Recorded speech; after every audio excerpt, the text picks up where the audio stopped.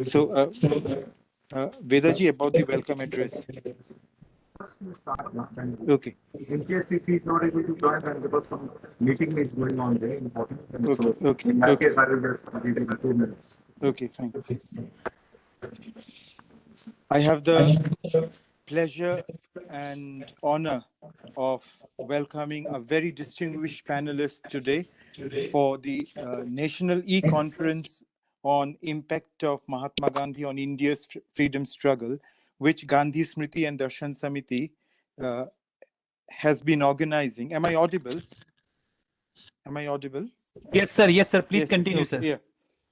Which Gandhi Smriti and Darshan Samiti has been organizing for the past 1 month as part of the 75 years of India's independence, celebrating Azadi Ka Amrit Mahotsav.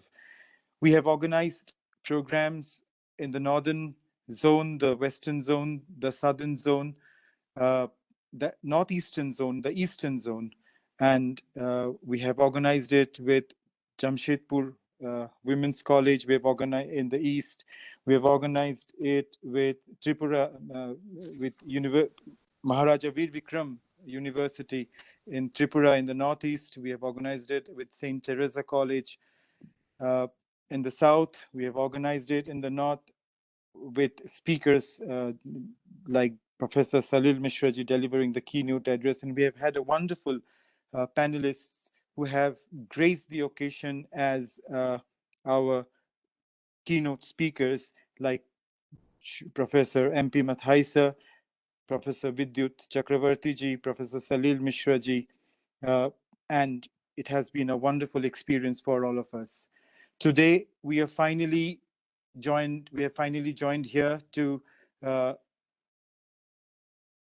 start the National E-Conference on impact of Mahatma Gandhi on India's freedom struggle.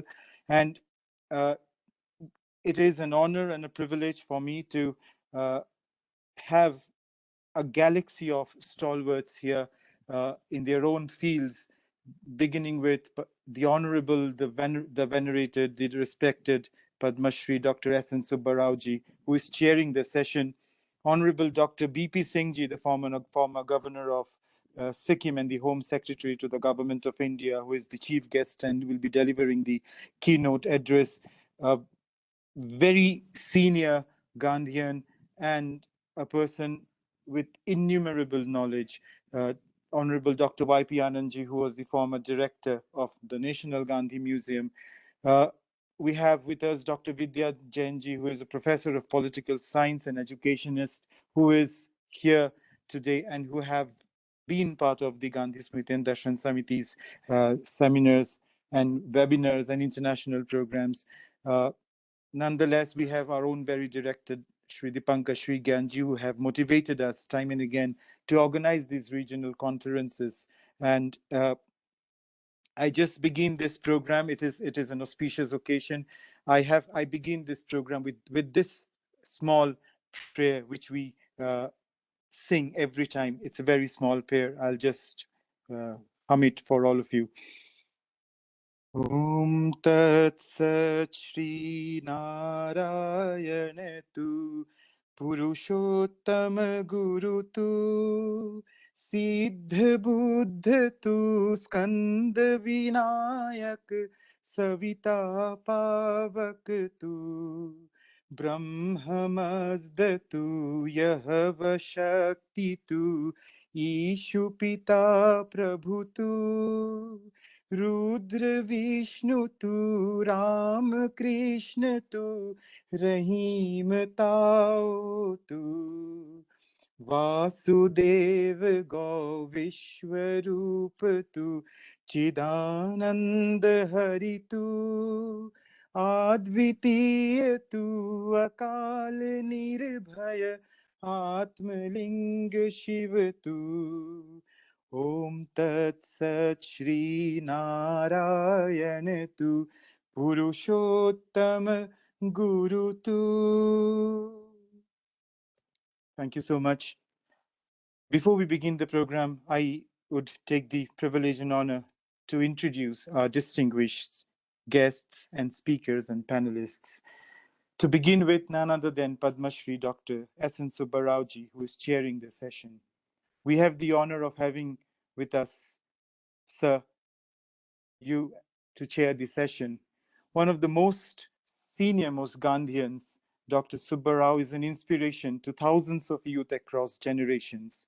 He has been instrumental in initiating several campaigns towards leading dacoits and many other such people to adopt non-violent methodologies, and they have laid their arms and joined social welfare causes.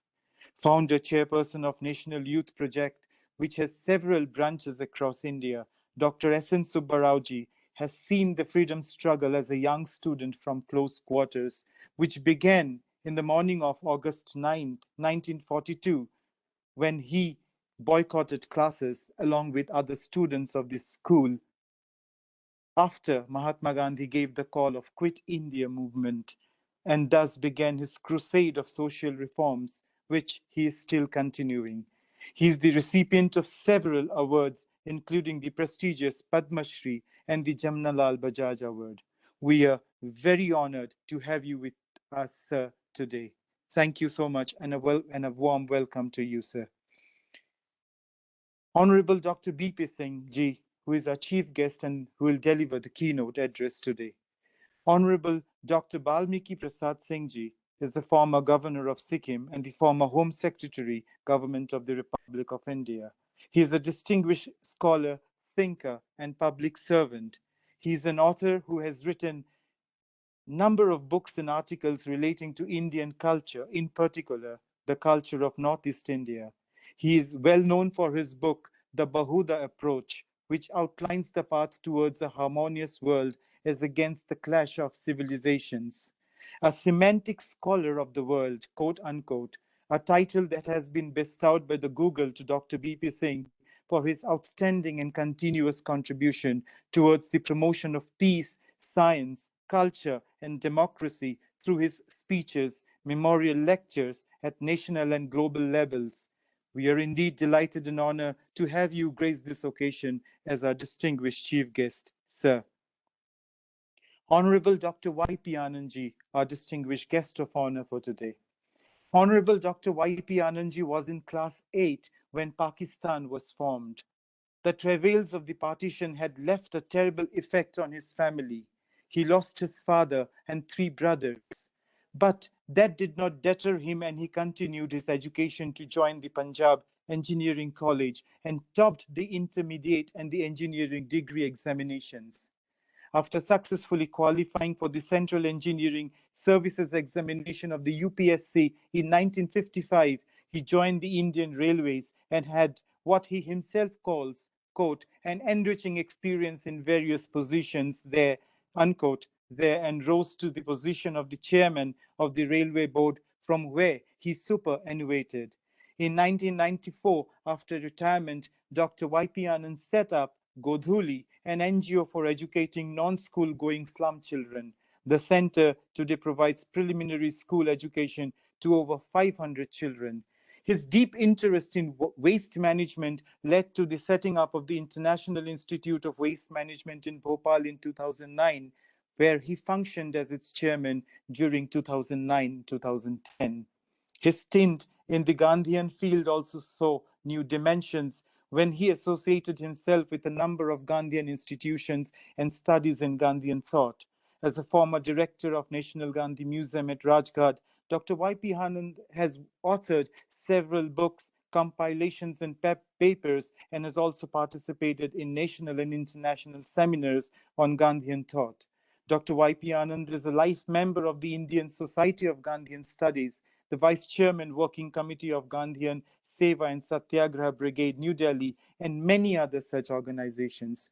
We are deeply honored to have you, sir, with us today as a guest of honor. Dr. Vidya Jainji, our distinguished guest of honor.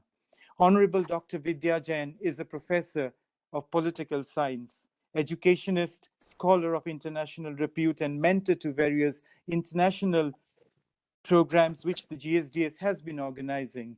We have the pleasure of welcome Dr. Vidya Jain, who is the first woman professor who has been elected as the Honorable Secretary General of Asia Pacific Research Association, APRA. Her PhD work is on Gandhi's political leadership. She is a well-known scholar of Gandhian and peace studies and has authored over 14 books and innumerable articles in journals of national and international repute. She has been the principal of Maharani College, Jaipur, which is Asia's biggest girl college. She is also at the editorial board of several journals and member of Global Political, Economic and Nonviolence Commission of International Peace Research Association, IPRA, and member of Non-Killing Political Science Committee of the Center for Non-Killing Hawaii, the United States of America. Resource person, initiator, panelist, Dr. Vidya Jain has organized several workshops, seminars, and refresher courses on different themes of peace, gender, and Gandhian thoughts. We have the privilege of welcoming you to this national conference today, and thank you for accepting our request. The person who has motivated all of us to organize such conferences is none other than Sri Dipankar Sri Gyanji, who is at present the director of the Gandhi Smriti and Darshan Samiti, the National Memorial of Mahatma Gandhi, an autonomous body under the Ministry of Culture, Government of India. He is MSc, LLB, PGD, SRD, and PGD TDM. He is an officer of the Jharkhand Administrative Service and the rank of the Additional District Magistrate, working in GSDS on deputation. Earlier, he has served Kapat for 5 years under the Ministry of Rural Development, Government of India. He has been awarded with the Best Administrative Officer Award and the Gandhi Binova Peace Award.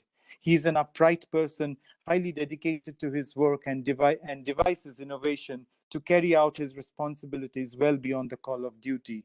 As a person, he is helpful, creative, and has a humane approach. We welcome you, sir. Dr. Vedavyas Kunduji, the Program Officer of Gandhi Smriti and Darshan Samiti, a former mainstream journalist, a Program Officer at the United Nations Development Program, Dr. Vedavyas has traveled extensively across the country, understanding organizations and the role of their pioneers, which finally gave shape to his book, India's Living Legends. He has played a significant role in giving the programs of Gandhi Smriti and Darshan Samiti a new direction under the guidance of the director of the organization, and has been mentoring several youth across the globe in areas of volunteerism, nonviolent communication, and so on. He has also been taking sessions on nonviolent communication, mediation, and conflict resolution for participants across India, the judicial officers, and even international audiences. He has conducted till date about 12 e-dialogues on mediation with international expert mediators. He has also been roping various universities and colleges to include his developed course on nonviolent communication as part of their elective. He has also been writing in several journals of national and international repute. We welcome you, sir, to this national conference. May I now request the Honorable Director, GSDS, Sri Dipankar Sri Gyanji, the welcome address, and also take this opportunity to hand over the proceedings to the chair, Honorable Dr. S. N. Subbarao. Sir, a very warm welcome to everybody, all the participants in this national conference. सभी को नमस्कार। आदरणीय BP Singh ji, आदरणीय सुब्बाराव जी, YP आनंद साहब, विद्या Jain ma'am और इस कार्यक्रम में भाग ले रहे मेरे तमाम साथीगण। जैसा अजीत ने आपको बताया कि इस तरह के कार्यक्रम हमने देश के विभिन्न हिस्सों में रीजनल कॉन्फ्रेंसेस के रूप में कर रखे हैं। ऐसे 5 रीजनल कॉन्फ्रेंस हमने किए हैं और 5 रीजनल कॉन्फ्रेंस के बाद आज ये नेशनल कॉन्फ्रेंस का आयोजन किया जा रहा है।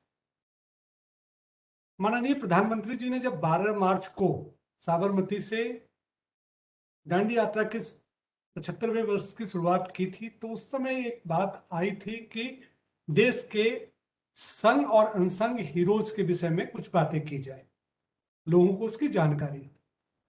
तो हमारे जो कार्यक्रम 5 क्षेत्रों में रहे, उस कार्यक्रमों में क्षेत्र विशेष के साथ साथ हमने उस क्षेत्र के अनसंग हीरोज, आदिवासी हीरोज हों, अदर कास्ट हीरोज हों, ऐसे हीरोज हैं जिनको उस इलाके में सिर्फ लोग जानते हैं, जिनका पूरे देश में जिनकी जानकारी अभी नहीं है, ऐसे बहुत सारे हीरोज की हमने बात की। बेसिक आइडिया यह था कि महात्मा गांधी का प्रभाव भारत की स्वतंत्रता आजादी पर क्या है, उसको डिस्कस करने के दौरान उस पीरियड में जितने भी लोग उनके साथ जुड़े, उन्होंने क्या कंट्रीब्यूट किया है। जैसे मैं बात करूं तो हमारी जो मॉडर्न हिस्ट्री है, जिसको हम भारत के स्वतंत्रता आंदोलन का इतिहास कहते हैं, वो 1857 से मानी जाती है, इतिहासकार उसे ही मानते हैं। लेकिन 1857 का सिपाही विद्रोह क्या सही में स्वतंत्रता आंदोलन की शुरुआत है, या भारत के स्वतंत्रता आंदोलन की शुरुआत उससे पहले बिरसा मुंडा के आंदोलनों में है, खरिया मुंडा के आंदोलनों में है? ऐसा क्यों है? सिपाही विद्रोह से ही हम उसे क्यों मानते हैं? क्या भारत के स्वतंत्रता आंदोलन का इतिहास हड़प्पा मोहनजोदड़ो की खुदाई के बाद हमारे जो लॉस्ट ग्लोरी, जिसको हमने पहचाना कि हमारी ग्लोरीज हैं, और जिस पर अंग्रेजों को बड़ा दम था कि हमारी सिविलाइजेशन बड़ी उन्नत किस्म की है, और मोहनजोदड़ो और हड़प्पा को पता चला कि नहीं, हमारी तो आपसे भी अच्छी और बहुत पहले की है। तो क्या रेनेशा था, और उसने प्रभावित किया भारत के इंटेलेक्चुअल वर्क को। और शुरुआती लड़ाई जो आजादी की लड़ी, वो चाहे वो लेखनी के माध्यम से लड़ी हो, अपने विचारों के माध्यम से लड़ा हो, सांस्कृतिक एकता के साथ। फिर बाद में गांधी आए, और गांधी एक जनमानस के लीडर बनकर उभरे, जिसने जनता को साथ जोड़ा। लेकिन एक बड़ा पक्ष गांधी का लीडरशिप के अलावा छूट जाता है, वो पक्ष है उनके सामाजिक कार्य, जिसे हम कंस्ट्रक्टिव कहते हैं। इस सामाजिक कार्यों से ही तो गांधी ने पूरी जनता को अपने साथ जोड़ा। अगर की मैं बात करूं जेंडर इंक्लूजन, तो मुझको यह लगता है कि भारत का जो स्वतंत्रता इतिहास है, जिस पर गांधी का बड़ा प्रभाव तो गांधी की लीडरशिप का है, जिससे हमें आजादी मिली।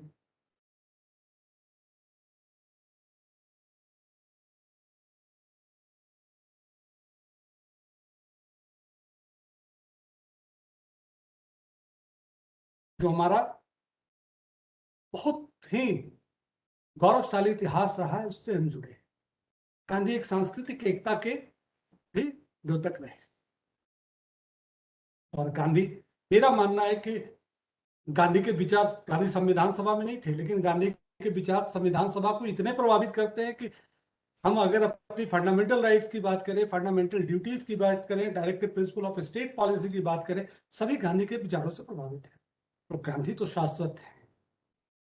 मुझको लगता है कि जो हमारी गैलेक्सी ऑफ एक्सपर्ट्स यहाँ हैं, सुब्बाराव जी हैं, बीपी सिंह साहब हैं, वाई पी आनंद साहब हैं, विद्या जैन मैम है, आप सब इन विषयों पर जब प्रकाश डालेंगे तो हमारे पार्टिसिपेंट्स को कहीं ना कहीं एक नई दिशा भी मिलेगी, गांधी को समझने के विषय में, भारत के इतिहास को समझने के विषय में, भारत के सांस्कृतिक धरोहरों को समझने के विषय में।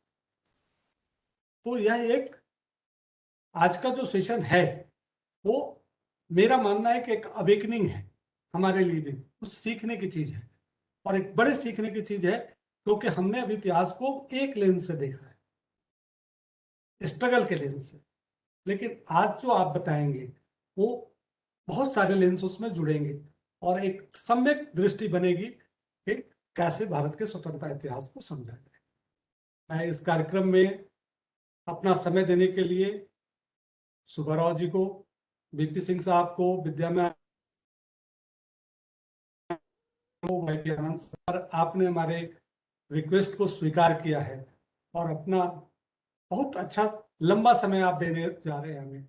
हम इस पूरे कार्यक्रम को रिकॉर्ड भी कर रहे हैं, जिसे हम यूट्यूब पर भी डालेंगे, और जितने भी कार्यक्रम अभी तक हमने किए और आज के कार्यक्रम सबको लेकर हम एक छोटी सी पुस्तक भी प्रकाशित करने की योजना रखते हैं। तो मेरा आग्रह होगा आप सभी लोगों से कि सर, उस पुस्तक को मैं जब आपको भेजूंगा तो आप उसे और भी थोड़ा रिफाइन कर देंगे, ताकि ये चीजें जो आज डॉक्यूमेंट हो रही हैं या डॉक्यूमेंट अभी तक हुई, ये चीजें जब लोगों के पास जाए तो लोगों को भारत के इतिहास को, स्वतंत्रता इतिहास को समझने की एक नई दिशा मिले। आप सभी का बहुत बहुत धन्यवाद। धन्यवाद सर। M I audible? हाँ हाँ बिल्कुल साहब, ओके ओके। कंटिन्यू करें। हाँ तो sir, with the permission of the chair, actually आदरणीय डॉक्टर सुब्बाराव सर ने एक मेल किए थे कि उनका थोड़ा सा हेल्थ इशू के कारण 45 मिनट्स टू 50 मिनट्स ही रह पाएंगे because of the health issues. तो मेरा सभी से आग्रह है कि हम रिक्वेस्ट करें, because he is the senior most person amongst us here, तो वी बी ऑनर्ड कि अगर सर, आदरणीय सुब्बाराव सर अपना वक्तव्य रखें, क्योंकि जैसे कि मैंने कहा उन्होंने रिक्वेस्ट भेजा था कि उनको प्लीज 45 मिनट्स और 50 मिनट्स के बाद उनको वो एग्जिट करना चाहेंगे। तो मेरा रिक्वेस्ट है सर से कि आप प्लीज अपना वक्तव्य रखें sir. Kindly unmute yourself, sir. Sir, kindly unmute yourself, sir. Sir, please unmute yourself, sir.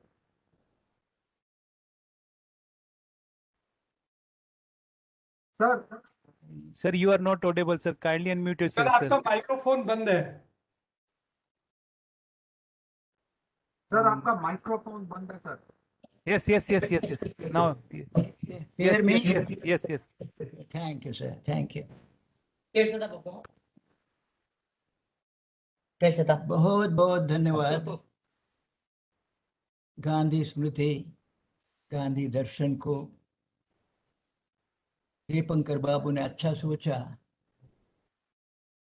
कि गांधी स्मृति दर्शन की ओर से चर्चा हो गांधी जी के अलग अलग पहलुओं के ऊपर। बधाई देता हूं गांधी दर्शन गांधी स्मृति समिति को। कल 9 अगस्त था। 1942 के 9 अगस्त को मैं छोटा सा लड़का था, क्लास में बैठा था। उस वक्त तो टेलीविजन का नाम था ही नहीं। कहीं 1000 घर में एक घर में रेडियो होता था। रेडियो घर में रहना माने बड़ा लग्जरी माना जाता था। तो मालूम नहीं था क्या क्या हुआ। क्लास में थे लोग तो करीब 50-100 लोगों की भीड़ आई। कहा कि अरे कल रात को गांधी जी, पंडित नेहरू और सारे के सारे हमारे नेताओं को जेल में डाल दिया ब्रिटिश सरकार ने, और आप लोग क्लास में बैठे हो। हम चल पड़े। तो वो 9 अगस्त को मैं कहता हूँ कि मेरा एक तरह से सामाजिक जन्मदिन है। उसी दिन पुलिस मुझे पकड़ के ले गया क्योंकि मैं खादी पहना था। तो मुझे लगा कि जुल्म था मेरा। क्या भारत माता की जय बोल रहा था। तो भारत माता की जय बोलना जुल्म है तो मुझे कुछ करना पड़ेगा। तो जैसे पुलिस लाकअप से मैं छूटा, फिर शुरू किया सेवा दल का काम किया। कहानी तो 9 अगस्त एक बहुत महान ऐतिहासिक दिवस है मेरे जीवन में। और 15 अगस्त का इस बीच में मैंने सोचा आपके सामने, क्योंकि मैं जहाँ जाता हूँ आप लोगों के लिए भी होता होगा ये अनुभव। स्कूल बुलाता है, कॉलेज बुलाता है, यूनिवर्सिटी बुलाता है और ये विषय बोलता है relevance of Gandhi today. Gandhi ji तो चले गए, बरसों हो गए। आज कोई गांधी जी के ये औचित्य है क्या, सवाल पूछते हैं। मुझे 2-3 जवाब मिले इस सवाल को। एक तो मैं शिविर चलता हूँ, जिंदगी भर एक ही काम किया, नौजवानों का शिविर चलाता। सरकार बहुत मदद करती थी शिविर में, अभी तो बंद हो गया खैर। और ये एक शिविर मेरा होता है कैलिफोर्निया में, यूनाइटेड स्टेट्स में। अभी तक 38 कैंप हुए, 38 camps, Gandhi youth camps in California. So 37 camps I conducted, but this year I could not go. But then my friends there, they continued the process. So America 37 बार जाने का मौका मिला. कभी तो होनोलुलु जाके गया, कभी तो शिकागो होके गया, कभी तो ज्यादातर सैन फ्रांसिस्को होके जाता था. एक बार न्यूयॉर्क होके गया, John F. Kennedy Airport, maybe the biggest airport in the world. सामान लेने के लिए खड़ा था कन्वेयर के सामने. तो इधर उधर देखा, मैंने देखा न्यूयॉर्क, अमेरिका के न्यूयॉर्क के जॉन एफ कैनेडी एयरपोर्ट में एक बड़ा कैनवास लगा है गांधी जी की मूर्ति का. न्यूयॉर्क में गांधी जी की मूर्ति, और उसके बगल में बड़े बड़े एक 5-6 फीट अक्षर होगा, बड़े बड़े अक्षर में लिखा है व्हाट मेड गांधी. नीचे के लाइन में Gandhi question mark. What made Gandhi Gandhi. America का आदमी पूछ रहा है किस चीज ने गांधी को गांधी बना दिया. हम सबके लिए सवाल है, किस चीज ने गांधी को गांधी बनाया.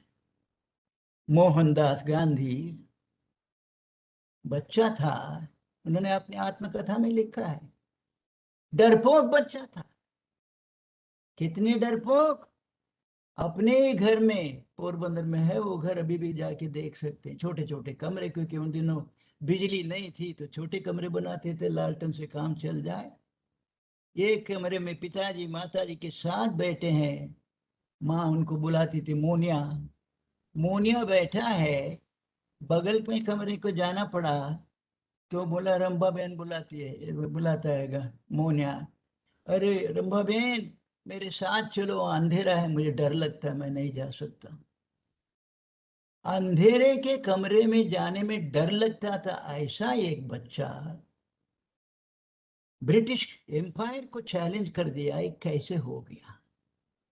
What made Gandhi Gandhi.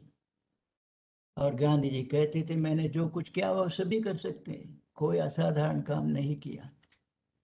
तो हम सबके लिए बड़ी प्रेरणा है.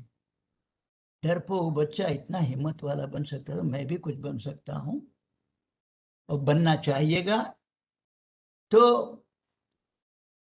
वो ये एक बात संदेह गांधी जी का कि जब अपमानित हुए अफ्रीका के इंडियंस के सामने, ने ये बात रखी कि मुझे अपमानित कर दिया अफ्रीकन, ये ब्रिटिश सोल्जर्स ने. सब लोग हंस पड़े, अरे क्या नहीं बात बोल रहे हो, तुम्हारे ऊपर जो बीता है हमारे ऊपर रोज बीतता है, नई बात क्या बोल रहे हो. गंभीर होकर गांधी बोलते हैं मैं इसका मुकाबला करूंगा. और जोर से हंसे हिंदुस्तानी लोग. तुम मुकाबला करोगे दुबला पतला, उस वक्त 23 साल का नौजवान, तुम मुकाबला करोगे दुबला पतला वकील. तुम जानते भी हो क्या होता है ब्रिटिश एम्पायर. उनके पास बंदूक है, पुलिस है, मिलिट्री है, जेल है. तो अब क्या गांधी बोले, वो बहुत महत्व की बात है. गांधी बोले मैं जानता हूं उनके पास पुलिस है, मिलिट्री है, बंदूक है, जेल खाना है, लेकिन ये सब के ऊपर की एक शक्ति मेरे भीतर है. गांधी जी के आश्रम में आज भी साबरमती और वर्धा में जाए सेवाग्राम में, सुबह सुबह ठंड में अंधेरे में प्रार्थना होती है. शंकराचार्य जी का प्रातः स्मरामि हृदय संस्फुरदात्म तत्व बोलते हैं शंकराचार्य जी, तद ब्रह्म निष्कलमहं न च भूत संगा. मैं खाली ये हाड़ मांस का एक पुतला नहीं हूं, मैं वो साक्षात ब्रह्म हूं. वो गांधी जी के मन में था, वो मेरे अंदर वो ब्रह्म की शक्ति है और ये सब शक्ति के ऊपर की वो शक्ति है. हमारे लिए एक संदेश है कि हम सब के अंदर वो ब्रह्म बैठे हैं और हम सब में वो शक्ति है, अच्छी शक्ति जिससे दुनिया का भला कर सकते हैं. तो एक तो वहां गांधी जी को पहचाना मैं, अमेरिका वाला आज का पूछ रहा है गांधी जी कैसे बन गए गांधी। दूसरा एक अनुभव मिला, एक अमेरिका के बहुत समझदार एम्बेसडर थे भारत में, चेस्टर बेवल्स नाम के, और मैं उस वक्त तो मेरी उम्र शायद 25-30 साल की थी। मैंने उनसे इंटरव्यू मांगा, खुशी खुशी दिया। आजकल तो बहुत कॉम्प्लिकेटेड होता है, अमेरिकन एम्बेसडर से मिलना हो तो, अभी मेरे एक दोस्त ही बन गए एम्बेसडर, तो क्या क्या कॉम्प्लिकेट होता है, उस वक्त तो सीधा चले जाते थे। तो चेस्टर बेवल्स और मैं एक लड़का भारत का, तो मैंने कहा sir I have come to compliment you on your book and one particular sentence in that book अंदर। और कहा अच्छा, ये नौजवान मेरी किताब पढ़ा है, उनको अच्छा लगा, तो पूछा है कि व्हाट इज दैट सेंटेंस। आप सब जानते हैं, बार बार कोट किया जाता है वो सेंटेंस। तो चेस्टर बेवल्स लिखते हैं अपनी किताब में, the root of an India lies not from the log cabin to the White House, but from the mansion to the mud hut. लिखते हैं मेरे देश में, मैं भी जाता हूँ अमेरिका तो कोशिश करता हूँ एक एक बार जाके वो अब्राहम लिंकन का दर्शन करके आऊँ। क्या मेजेस्टिक स्टैचू लगा हुआ है, बगल में उनके वाक्य भी है, of the people by the people, सारा एकदम व्हाइट हाउस के सामने दिखाई पड़ता है अमेरिका में, वाशिंगटन में। तो मेरे देश में टूरिस्ट आते हैं तो वह लिंकन को देखने जाते हैं, और मैं आपके देश में आया भारत में, पहला काम तो मुझे था कि क्रेडेंशियल देना था राष्ट्रपति को, लेकिन मैंने ड्राइवर को कहा उससे पहले आ जाओ क्योंकि मुझे जाना है राजघाट। तो चेस्टर बेवल्स बोलते हैं राजघाट में गांधी समाधि के खड़े सामने खड़ा हुआ, तब ये वाक्य मेरे दिमाग में आया, भाई मेरे देश में आते हैं अब्राहम लिंकन, अब्राहम लिंकन की कहानी क्या है, गरीब के माँ बाप के घर में पैदा हुए, लॉग कैबिन, वहां तो झोपड़ी नहीं है हमारे जैसे, तो वहां तो लकड़ी का घर होता है सस्ते का। और वो आदमी पहुंच गया राष्ट्रपति भवन, उसको देखने के लिए आते हैं टूरिस्ट लोग। और आपका क्या अच्छा विचित्र देश है। अब मैं भी आया हूं और हजारों लोग आते हैं, विदेशों से आते हैं, सबसे पहले आते गांधी समाधि पे खड़े होते हैं। जो अपने मन से अपनी इच्छा से बड़ा घर छोड़ा, 25 कमरे हैं उनका पोरबंदर का घर में, और दीवानों के बना बने होते, वो सारा छोड़ के जब गांधी जी ने सेवाग्राम में घर बनाया तो मेरा बहन को कहा, मेरा बहन 100 रुपए के अंदर से बना दो एक घर, 100 रुपए के अंदर उस वक्त का। तो उस वक्त का 100 रुपए तो आप क्या है, अभी तो होगा 5,000 रुपए हो जाते। ऐसे छोटे से कमरे में जाके झोपड़ी में रहने लगे, उनका दर्शन के लिए आते हैं आपके देश में। क्या बड़ा एक भारत के लिए उन्होंने अभिवादन दिया था। मैं रोज रोज सोचता हूँ कहाँ गया मेरा वो भारत, कहाँ गया वो हमारा भारत, जहाँ सादगी की पूजा होती है, सादगी का स्वागत होता है। भारत की आजादी का आंदोलन, एक बात कि आपके सामने भी बार बार आता रहता है तो मैं बार बार दोहराते रहता हूँ उस बात।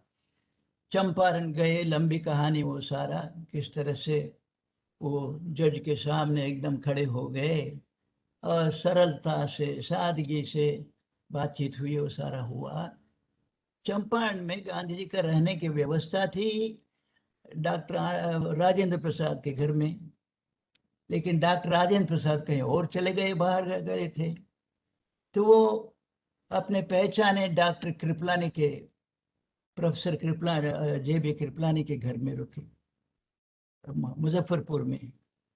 कृपलानी जी वहाँ प्रोफेसर थे, तो उनका आना जाना बहुत सारा साथ साथ रहे, ले जाते थे और वो सारा देते थे, किसानों की हालत देखते थे वगैरह वगैरह। तो कृपलानी जी थोड़ा लठ आदमी थे, सीधे साधे बोल देते थे। तो उन्होंने गांधी जी से कहा कि गांधी जी, आपका अफ्रीका में तो बहुत बड़ा काम किया, सारा किया, लेकिन ये जो आप कहते हैं भारत की आजादी अहिंसा के माध्यम से मिल जाएगा, एक गांव का आदमी समझ लेता होगा आपका। लेकिन मैं तो प्रोफेसर हूं, मैं प्रोफेसर कैसे मान लूं कि अहिंसा से आजादी मिल जाएगी भारत को? तो उस बारे में तो मैं आपसे असहमत हूं, बोले। तो गांधी जी ने कहा कि आप प्रोफेसर हो जाए तो क्या हुआ, प्रोफेसर हो गए तो क्या हुआ, मैं तो इतिहास पढ़ाता हूँ बच्चों को, और 2000 वर्ष के इतिहास में दुनिया में किसी देश को अहिंसा से आजादी नहीं मिली है। तो मैं आपको इतिहास की किताब दिखा सकता हूं। तो आप कहते हैं कि मान लो कि अहिंसा से आजादी मिल जाएगी, तो मैं कैसे मानूं प्रोफेसर होके? तो गांधी जी की भाषा सीधी सादी होती थी, प्यार से बोले, my dear professor, why do you think the last chapter in history is already written? 2000 साल में नहीं हुआ, लेकिन आप मानते हैं कि इतिहास बंद हो गया? गांधी जी से 6 महीने छोटे थे लेनिन बड़ा सुंदर बोला करते थे, I am fond of reading history but I am more fond of creating history, बोलता था। हाँ, इतिहास पढ़ने में मजा आता है, इतिहास बनाने में ज्यादा मजा आता है। तो गांधी जी का एक संदेश मिला कृपलानी जी को, आज तक जो नहीं हुआ 2000 साल में, वो करना ही तो असली इतिहास है। हिस्ट्री रिपीट्स इटसेल्फ बोल देते हैं, लेकिन if history was only repeating itself, man would have stayed in the jungle area. तो नई चीज है। तो कृपलानी ने सोचा था, ओहो, ये हम सोच रहे थे सिर्फ गांव के लिए आदमी हैं, नहीं नहीं, हम प्रोफेसर के लिए भी मार्गदर्शन करने वाले गांधी है। तो अहिंसा का ये खुला है। चंबल घाटी की लंबी कहानी है, लेकिन इतना जरूर मैं आपके सामने निवेदन करता हूं। 50,000 साल पहले एक शेर दूसरे जानवर को खाता था, 2021 में शेर दूसरे जानवर को खाता है, कोई परिवर्तन नहीं हुआ उसके आहार में। हम सुने हैं कि 50,000 पहले आदमी को ही खा जाता था, नरभक्षक होता था, कैनिबाल होता था, जानवर को खाता था, जानवर नहीं मिला तो आदमी का खा गया। तो डार्विन बोलते सर्वाइविंग द फिटेस्ट, मजबूत रहो तो रहोगे, नहीं तो खा जाएंगे तुमको। लेकिन आज मैं अमेरिका जाता हूँ, जर्मनी जाता हूँ, इंग्लैंड जाता हूँ, फ्रांस जाता हूँ, जापान जाता हूँ, हजारों हजारों हजारों नौजवान लोग, गोरे लोग, जिनके वंशगत कार्य पारंगत मांसी खाते थे, वो लोग वेगन हो रहे हैं, वेगन, वेजिटेरियन नहीं, उससे भी आगे। दूध भी नहीं पिएंगे, वो कहते हैं दूध तो भगवान ने बछड़े के लिए बनाया, तुम्हारे लिए नहीं बनाया, बोलते हो, हमको समझाते हैं। और हमको कहते तुम वेजिटेरियन नहीं हो क्योंकि दूध पी लेते हो, मक्खन खा लेते हो। मतलब मनुष्य बदल सका। मांसी मांस खाते थे वो सब अभी दूध भी नहीं पिएंगे, मांस का तो सवाल ही नहीं से हो रहे हैं। तो चंबल घाटी में देखा हमने कि जो क्रूर से क्रूर थे, बल्कि लंबी कहानी है वो तो, लेकिन अब जो मोहर सिंह, जिसके ऊपर 2 लाख रुपए का उस जमाने का इनाम था, हमने जाके पुलिस से पूछा तो कितने केस है, वो बोले 160 केस है, हमारे रिकॉर्ड में ऐसे कितने होंगे मालूम नहीं, बोलते 160 मर्डर्स। और वो इतना साधु, अभी अभी गुजर गए, इतना साधु बन गया। मनुष्य बदल सकता है। तो गांधी जी का सिर्फ अंग्रेजों को हटा के यूनियन जैक की जगह तिरंगा झंडा गाड़ने का नहीं था, मनुष्य बदल जाए, ये उनकी दृष्टि थी। तो आजादी का मतलब हिंद स्वराज में लिख दिया उन्होंने, डॉक्टर से आजाद होना चाहिए, क्योंकि किताब भी लिखा उन्होंने, स्वस्थ कैसे रहना चाहिए, बीमार होना ही नहीं चाहिए, वकील से आजाद होना चाहिए, झगड़ा करेंगे तभी तो आजाद, झगड़ा वकील की जरूरत पड़ेगी, झगड़ा होना ही नहीं चाहिए आपस में। तो आजादी माने व्यक्तिगत जीवन में व्यक्ति आजाद पूरा हो जाए, तब जाकर पूरा देश आजाद होगा, वो कल्पना उनकी थी। तो अब कहीं कहीं एक गांव है भारत में, तो क्या बगरा भगवान, छोटा सा गांव, भगवा भगवा करके, वहां मैं अखबार में पढ़ के गया, अखबार में न्यूज देखा कि इस गांव ने अपने गांव से पुलिस स्टेशन को हटा दिया। मैंने कहा ये तो इंटरेस्टिंग है, क्योंकि मेरे चंबल घाटी में जो गांव में जाते हो कहते साहब ये पुलिस थाना खड़ा कर दो हमारे यहाँ। तो फिर मैं उस गांव में गया तो मालूम पड़ा कि 10 साल से पुलिस थाना और एक भी केस दर्ज नहीं हुआ। तो गांव वालों ने कलेक्टर को लिखा, क्यों हमारे पर लादा है पुलिस स्टेशन को, ये हमारे घर में तो हमारे गांव में तो कोई केस होता ही नहीं, 10 साल से एक केस भी नहीं किया, तो पुलिस स्टेशन हटाया। तो मैं जाके देखता हूँ उस गांव में, बिल्कुल गांधी जी की कल्पना का गांव बना हुआ है। एक नरसिंहपुर मध्य प्रदेश का एक जिला है, उस गांव में जरा सा गांव है। तो बहुत ही सुंदर लगा मुझे ये सुन के, गांव वालों ने बताया आजादी हुई तब से हमारे यहाँ चुनाव हुआ नहीं, सरपंच है, पंच है, जो भी है वो सारे के सारे सर्वसम्मति से ही होता है, पूरा गांव बैठता है भगवान, और एक आदमी बोलता है ये आदमी बड़ा निष्ठावान आदमी है, ये ईमानदार आदमी है, चलो उसको बना गांव के प्रतिनिधि। तो गवर्नमेंट के कितने सारे उसको इनाम मिला हुआ है वो गांव को। तो और उस हमारे एक बहन ने किताब लिखा उस गांव को देख के, स्वराज मुमकिन है करके नाम रखा उसको। तो लेकिन अब इक्के दुक्के से गांव बना हुआ। दो महान लोगों ने इतिहास की दिशा बदल दिया इतिहास में। एक थे कार्ल मार्क्स, उसके तुरंत बाद ही पैदा हुए महात्मा गांधी। विरुद्ध था, एक दूसरे के सारे विचार विरुद्ध थे। एक ने कहा बंदूक लो और मार डालो, दूसरे ने कहा कि मरना हो तो खुद मरो, दूसरों को कभी भी हिंसा नहीं करना चाहिए, पूरा विरुद्ध। लेकिन एक बात में दोनों सहमत थे। कार्ल मार्क्स ने कहा ultimately the state will विदर away, उनके डास कैपिटल में लिखा हुआ है, हमारा कम्युनिस्ट सिद्धांत इतना सुंदर होगा, हर एक आदमी, everyone according to his need and from everyone according to his capacity, जितनी ताकत है उतनी ताकत से सभी पूरा काम करेगा, और जिसकी जरूरत है वो पूरी जरूरत उसकी पूरी होगी, आइडियल। और महात्मा गांधी ने कहा कि my concept of Indian freedom is a federation of 700,000 sovereign republics, 700,000 बोलते थे, पाकिस्तान को लेके बोलते थे, लेकिन अभी 576,000 गांव है हमारे देश में। कल्पना गांधी जी ने किया प्रत्येक गांव स्वतंत्र हो जाएगा और उसको डिस्ट्रिक्ट हेडक्वार्टर भागने की जरूरत नहीं पड़ेगी। अभी तो डिस्ट्रिक्ट हेडक्वार्टर क्या, चुनाव होता है, इलेक्शन, अभी अभी कर्नाटक में, मैं अभी बेंगलुरु में बैठा हूँ, मुख्यमंत्री बने तो दिल्ली से आदेश आए ये मुख्यमंत्री बनेगा, तो गांव कहाँ गया। तो ये दोनों का आदर्श था, ultimately the state will विदर away, क्योंकि जरूरत ही नहीं पड़ेगी। और गांधी जी कहता प्रत्येक गांव एक सार्वभौम प्रजाप्रभुत्व होगा।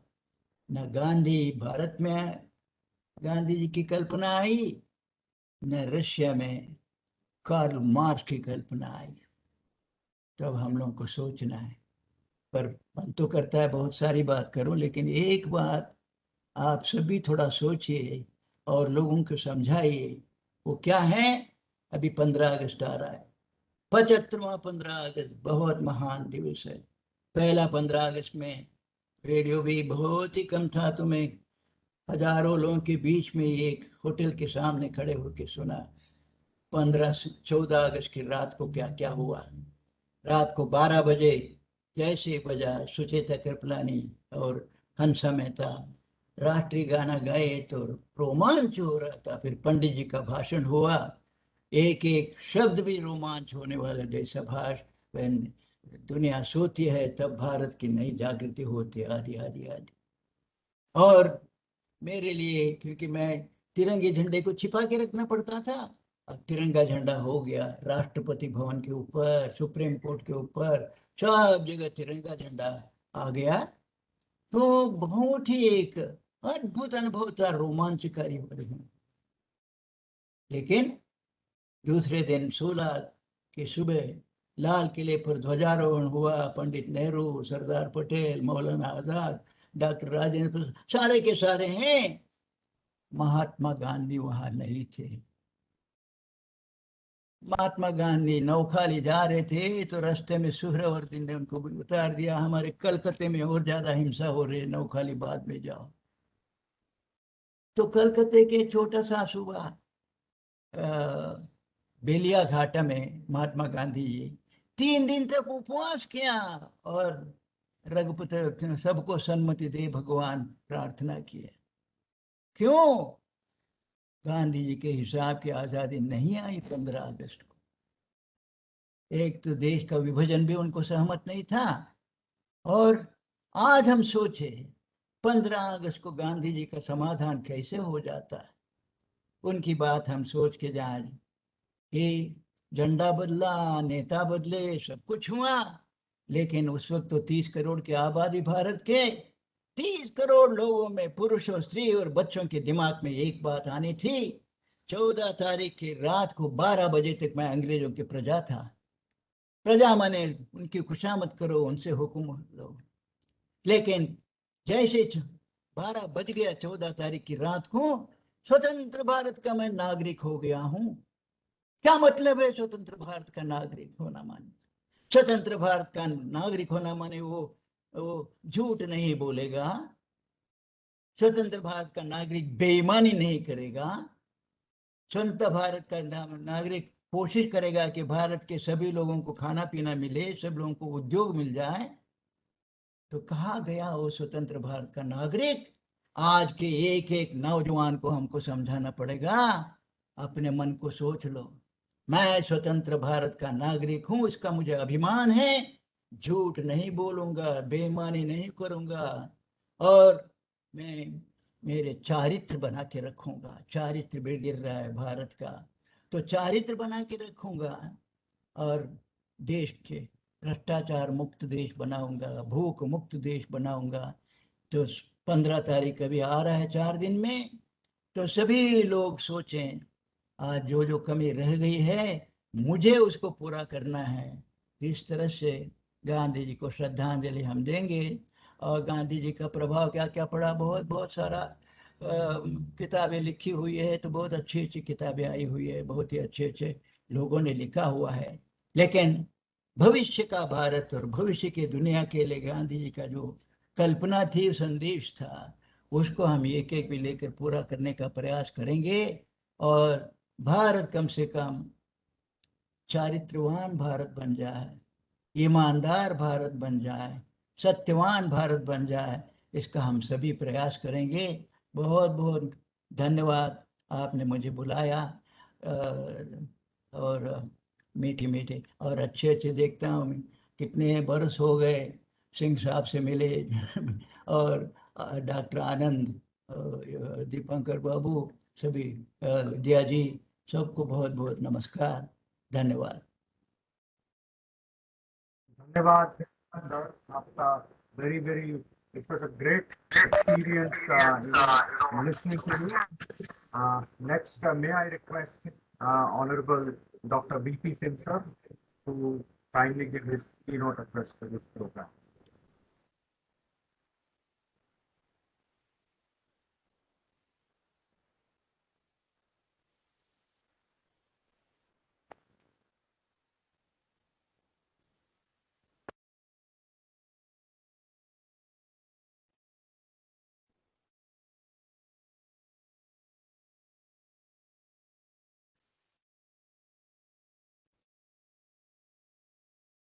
Kindly unmute yourself, sir, please.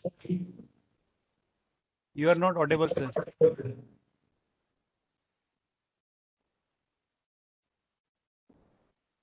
Unmute yourself, sir.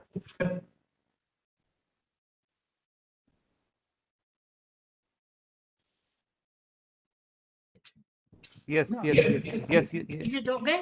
Yes, yes, yes, yes, sir, yes, sir. Am I audible? Yes, sir, you are audible now. Yes, sir. Yeah. Thank you. आदरणीय अध्यक्ष जी, दीपांकर भाई, डॉक्टर आनंद, प्रोफेसर जैन, प्यारे भाइयों तथा बहनों, आज मैंने सोचा था कि हिंदी में बोलूं कि अंग्रेजी में बोलूं, दुविधा में रहा, तो अंत में मैंने अंग्रेजी में बोलने को तय किया, क्योंकि भारत के विभिन्न प्रांतों में ये बात जाएगी, बाहर भी जा सकती है. Exactly 53 days from today, Gandhiji would be 152 years. And a year thereafter, India would be celebrating 75 years of freedom as Silver Jubilee of Independence. I wrote in my book, Bahudha and the Post 9/11 World, about the meaning of truth and nonviolence as follows. Gandhiji's thought process, as well as programs of action, were guided by Satya, truth, with Ahimsa, nonviolence as the means. Gandhi's concept of truth and nonviolence was behind his doctrine of Satyagraha. In this sense, Satyagraha connotes the luminous truth directed towards removal of injustices and promotion of greater public good. It was in this light that Gandhi wanted the Satyagrahi never to deviate from the path of truth or nonviolence, because in doing so, he could expose the injustice around him and without harming anyone. Unquote. Satyagraha needs to be appreciated as the finest product of application of nonviolence into truth. It is a form of gentle but sustained social pressure designed to break down the barriers that powerful groups build around themselves to unfreeze the flow of social sympathy and to enrich and deepen their consciousness of interdependence with subordinated groups. Gandhi rightly called Satyagraha as the surgery of the soul. Constructive program is another product of surgery of soul. Gandhi believed that Earth had enough resources to provide for human need, but not for human greed. He held, therefore, that every man, woman, and child could be given adequate food, clothing, and shelter if there were a greater sharing of wealth in all parts of the world.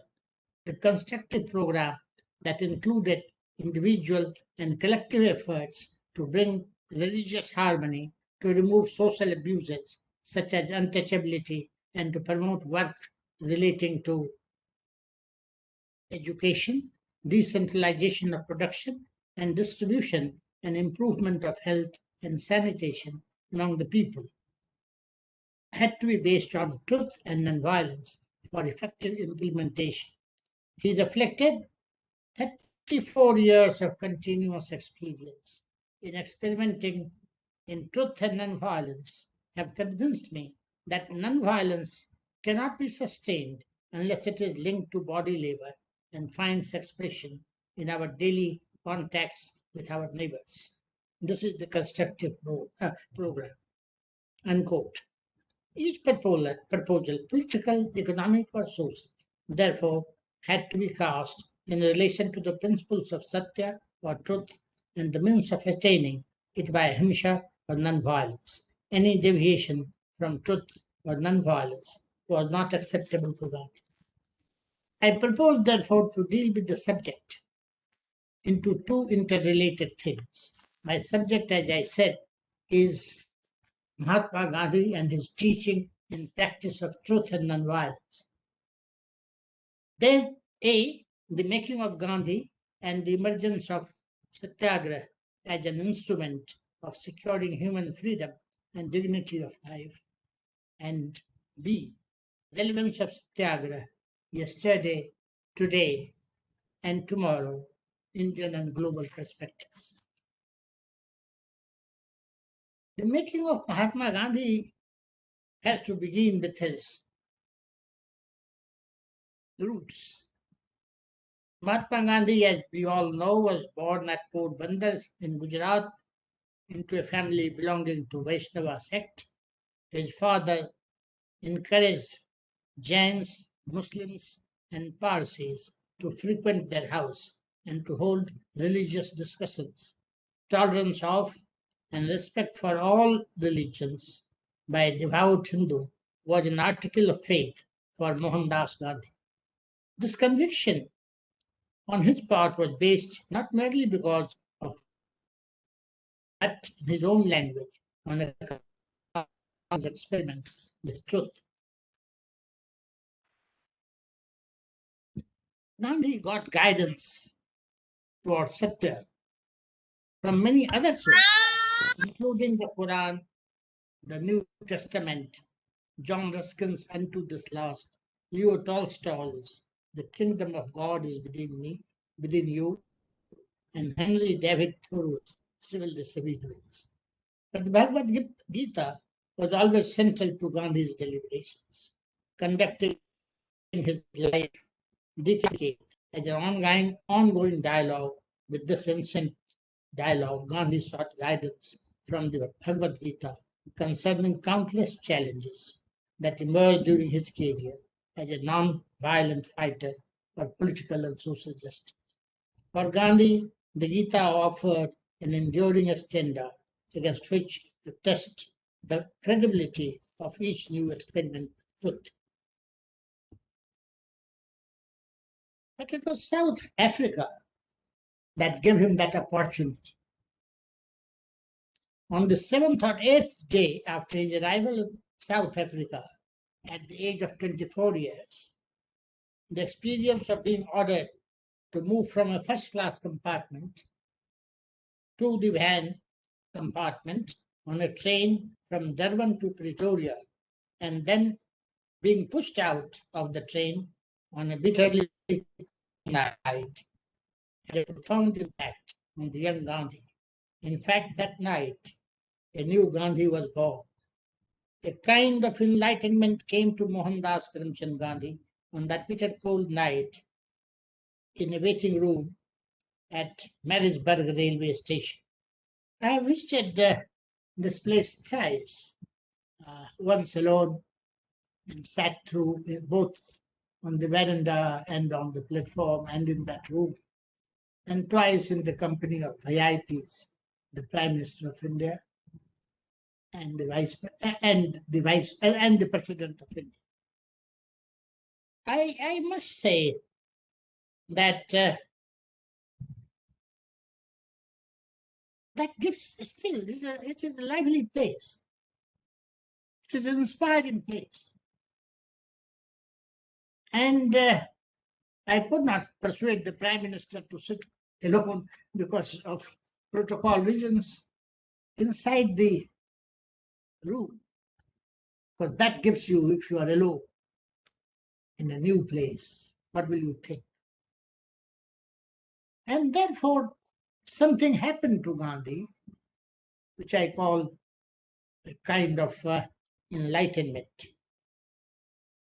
My friend and senior scholar, B.R. Nanda, wrote beautifully, but practically.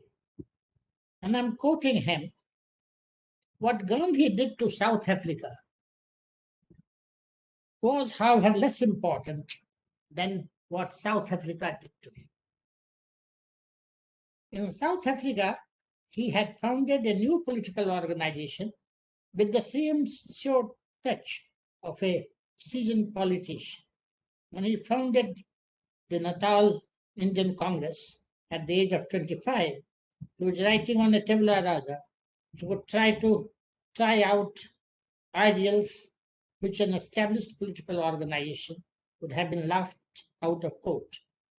What had truth and vows to do with politics?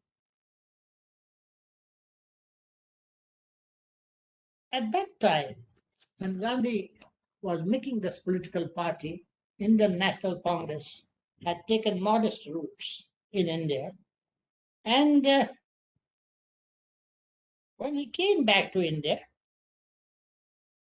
he visited Champaran, again in Bihar, ashram called Bhitarbaha, which again I have visited thrice. And once as culture secretary, and twice as a casual visitor. Of course, at another time I was governor. I went to that place, as is my home, that kind of a guest house. Gandhi had a large table. An adjacent room was for bar and Gandhi both. So he will work till he are dark or meet visitors. And when there was nobody, now he can't disturb bar.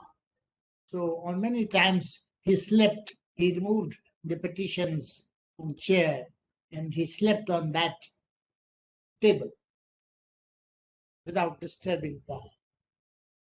They didn't have a bathroom, so they had to go in the open. And ultimately Bapu succeeded in having the latrines for the visiting public first and for Ba and Bapu another. This was the way Gandhi was experimenting with truth, with non-violence, with constructive program. Go to see in the neighboring villages the condition of the women. See, along with two others, went to a house. The house was opened by the lady who was the daughter-in-law of the family. And but she will not come. She gave water, but she will not come out. And then the story goes, Ba said, there is no man who can come out. He said, no, my house has only two good saris. And my both sister-in-laws have gone out to fetch some food because there is some scarcity of food here. We and my husband and his brother are also working there. They came back, and that motivated Gandhi to go for Charkha. And he said, I will not leave this place till every grown-up person, lady, has a pair of saris. So this is called experimenting the two together. And I must say that he took up the cause of land reforms in Kathia system. And he vouched before the governor, Edward Gate, who has done pioneering work on Assam, and I'm aware of his writings. He formed a committee and included Gandhi, and on the recommendations of the committee, Champaran farmers, and that meant the whole of North Bihar, were freed of the illegal exactions under which the tenants had groaned. Gandhi succeeded subsequently in Ahmedabad, and there, what Gandhi calls surgery of the soul, or the churning of the soul, that place in Ahmedabad, laborers were not getting money, and it was a conflict between textile mill owner and the workers over pay increase in Ahmedabad. Gandhi said he will undertake fast unto death. And Gandhi later clarified that I had not thought about it. It just occurred for me. This is what is called that surgery of the soul. The soul speaks, and truth speaks, commitment speaks. Now, this is very unique that Gandhi did. This was, in fact, met Gandhi, the hero of Champaran, and led to that ashram.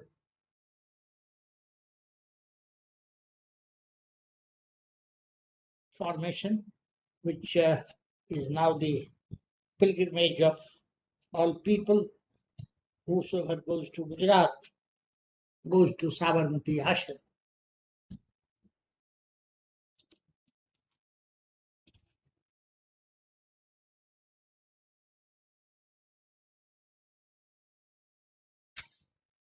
But over the years, and in tackling problems, as Mr. Chairman, you said, Gandhi used love and compassion and other instruments for peace.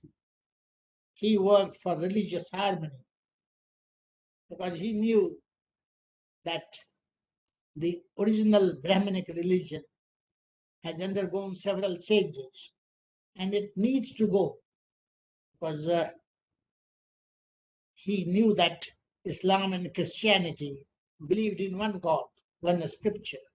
This also explains why it was difficult for Islam and Christianity to accept plurality of faiths, images, and forms of worship, which were the distinctive features of Indian society over the millennia. The spirit of tolerance is based on a wisdom which emanates from the profound insight of the Dharma. Buddhism refers to this as the wisdom of dependent origination, the wisdom to perceive the truth that all things in the universe are interdependent and interrelated, that they interact and reach fulfillment within a delicate and mysterious matrix of harmony in diversity. The eternal and universal Dharma lives within all things, forming the phenomenal world with its dynamic harmonization in interdependence and interrelationship. Thus, the true aspect of phenomena is expected as dependent origination. Gandhi saw and stressed the underlying unity in the teachings of all religions.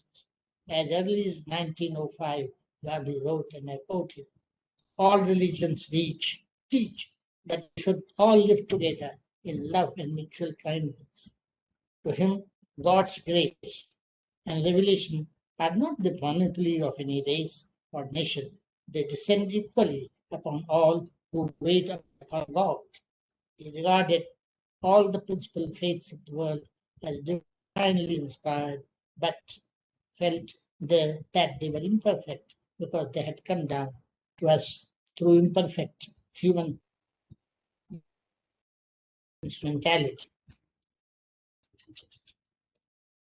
Another very interesting thing is that Gandhi saw God in every religion, and therefore he said no religion was absolutely perfect, but by the best it produced in Gandhi's words, if only we could all of us to read the scriptures of the different faiths from the standpoint of the followers of those faiths, we should find that they were at the bottom of all one and were all helpful to one another. Gandhi saw the same God in every religion, and therefore tolerance, respect, what is natural. Asked to what he could do when there were conflicting counsels from different religions, Gandhi replied, "Truth is superior to everything, and I reject what conflicts with it. Similarly, that which is in conflict with non-violence should be rejected, and on matters which can be reasoned out, that which conflicted with reason must also be rejected. To him, God was not inseparable from truth or away from human beings. He wrote, I recognize no God except the God that is to be found in the hearts of dumb millions. They do not recognize his presence. I do, and I worship the God that is truth, or truth which is God, through the service of these millions. So the principle of truth and violence had grown up as Gandhi's churning of the soul was going on, and his consciousness was getting enlarged. Now, the stage started. Truth is God. The freedom struggle under Mahatma Gandhi's leadership is has expressed in the cultural ethos of pluralism through the medium of Prabhat Fees, morning and evening prayers, drawn from scriptures of all major religions practiced in India, and the work on the spinning wheel and popularization of courage and village industries. Everyone who was an active participant in the war for independence under the Gandhian banner took part in these activities. Under the new creed, maintenance of communal harmony and removal of untouchability acquired greater significance.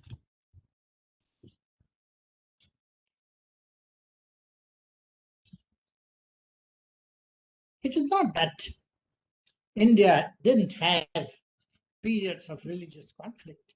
It was there, and it continues. I'd like here to mention 2-3 things which were very central to Bapu's. One was the Champaran success, as I said. This was first seen by Rabindranath Tagore.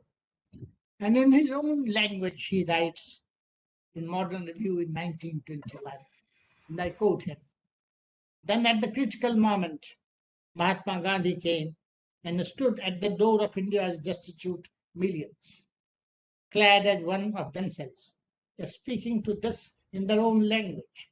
It was a real happening, not a tale on the printed page. That is why he has been so aptly named Mahatma, great soul. Who else has so unreservedly accepted the vast masses of the Indian people as his own flesh and blood? At the touch of truth, the pent-up forces of the spirit are set free. As soon as he lived at India's door, it flew open. All inward, regardless of ungodliness was gone. Truth awakened truth. This indeed is the birth of freedom, nothing less. It has little to do with the alien occupation in India. This love is pure affirmation." Gandhi himself, and this I discovered from a book which was published only a few years ago on Firoz Gandhi.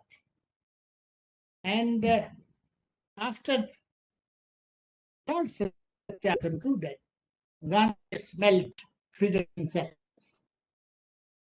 After successful conclusion of Salt Satyagraha in April 1930, Gandhi saw clear lights of freedom.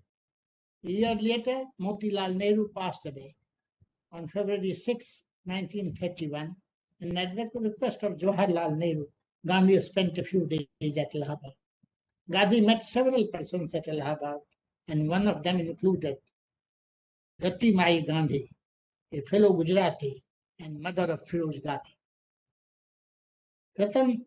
Rati Mai Gandhi, who by this time had moved to Allahabad, took the opportunity to make a last attempt to persuade Firoz to stop participating in the struggle for independence. She went to Mahatma Gandhi and begged him to tell Firoz that he should take up his studies again and not destroy his future by being involved in dangerous activities. Mahatma Gandhi's native tongue was Gujarati, the same language as Rati Mai, who was from Surat in Gujarat. Gandhi smiled and said in Gujarati, "O Behan, come back and tell me when any harm befalls your son." Gandhi further observed, "In the India of the future, nobody will be asked whether your son passed his BA or MA, but they will like to know how many times your son had been interned for nationalist activities." Leaving Sabarmati Ashram in March 1930 for Dandi March, Gandhi said, "I shall not till India gets independence." Ironically, at the same time, the British were shifting capital from Calcutta to New Delhi. 1942, which had been referred to, Gandhi had a battlefield choice because he knew that we are on the way to freedom. And therefore, on August, in the evening, Gandhi had declared that Karo ya maro, do or die, quit India. And this was Bhagavad Gita's exhortation to stand and fight as the last resort, even against foes in all respects. The result was an insurrection so profound and widespread that India's British rulers accepted political defeat in India, even as they were militarily winning World War II.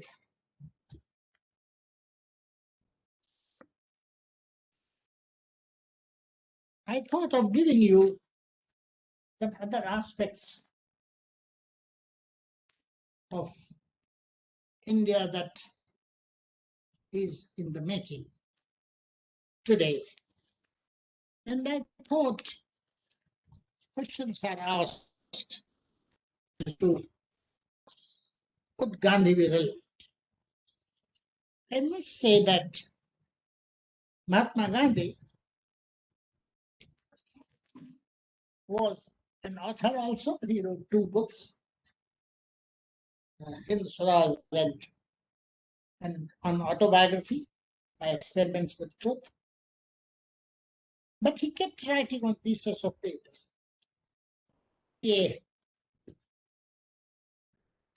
few years ago, when I attended this function at Gandhi Peace Foundation in New Delhi, 100 volumes of Gandhi's collected works of Mahatma Gandhi was launched. It is now just a click away. And I was wondering, but Gandhi didn't consult his, as professors do, as we all do, didn't keep his notes, didn't consult what he wrote earlier, what he thought about the subject. But so long as he had the vision of truth and he was following the practice of nonviolence, he went on saying that he said he's a scientist. He's like a scientist who, though he conducts his experiments with the utmost accuracy, forethought, and minuteness, never claims any finality about his conclusion, but keeps an open mind regarding that. He kept on doing that. He kept on doing that. The other thing I must say, I must also mention, is ICT and Mahatma Gandhi. I've written a postscript on this, and I have said there that one sentence of particularly in Hind Swaraj, which Gandhi wrote in 10 days on a ship between November 13 to 22 in 1909, has made him against all science. He wrote the relevant portion which is quoted by scholars. Do not, therefore, forget the main thing. It is necessary to realize that machinery is bad. We shall then be able gradually to do away with it. Nature has not provided any way whereby we must reach a desired goal all of a sudden. If instead of welcoming machinery as a boon, we should look upon it as an evil, it would ultimately go. Now, this is a statement which Gandhi made.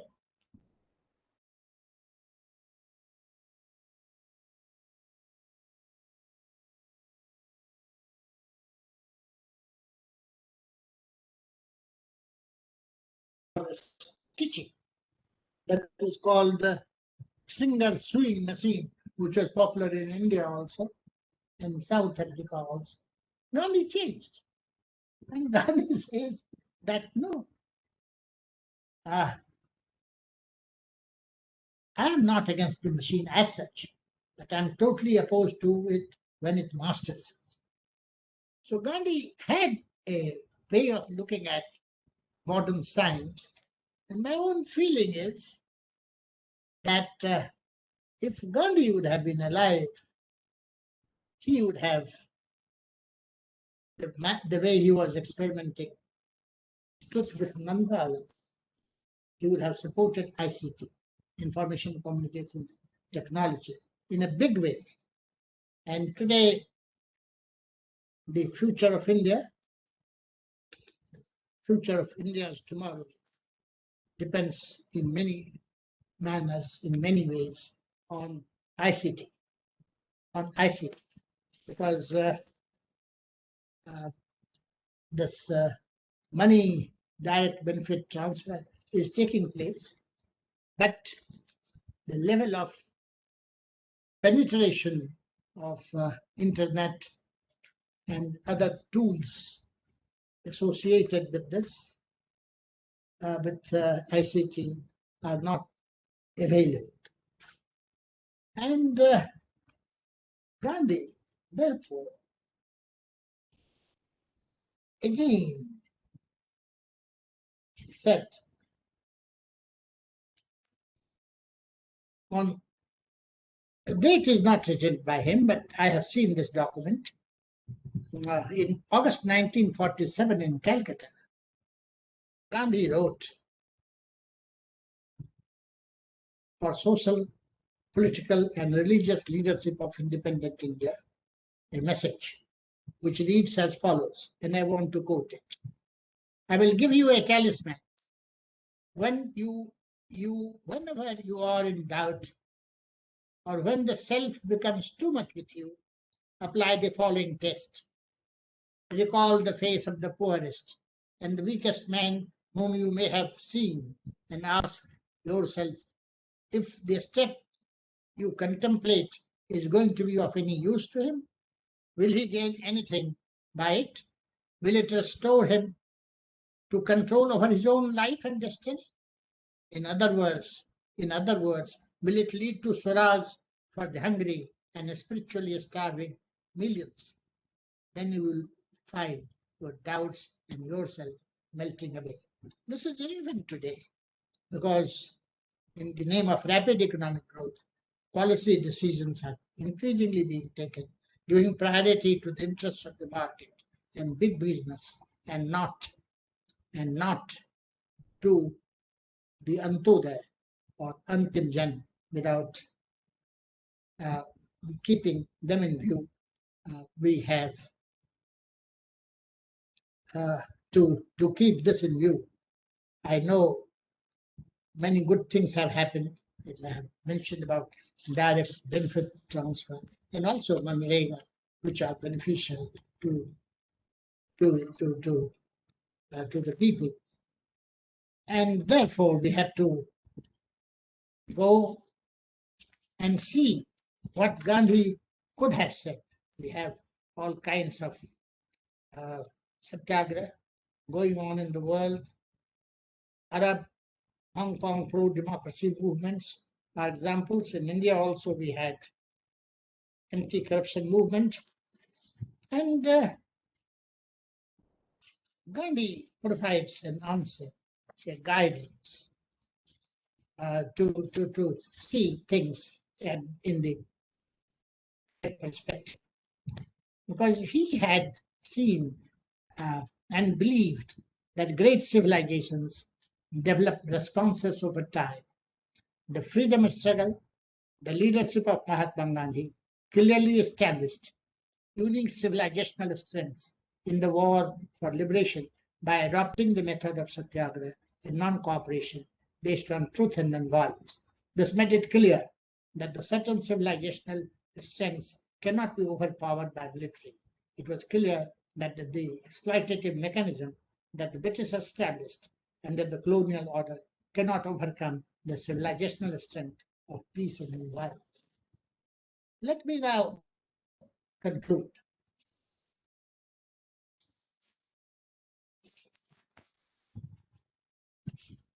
I was in the World Bank, and my colleagues from France, particularly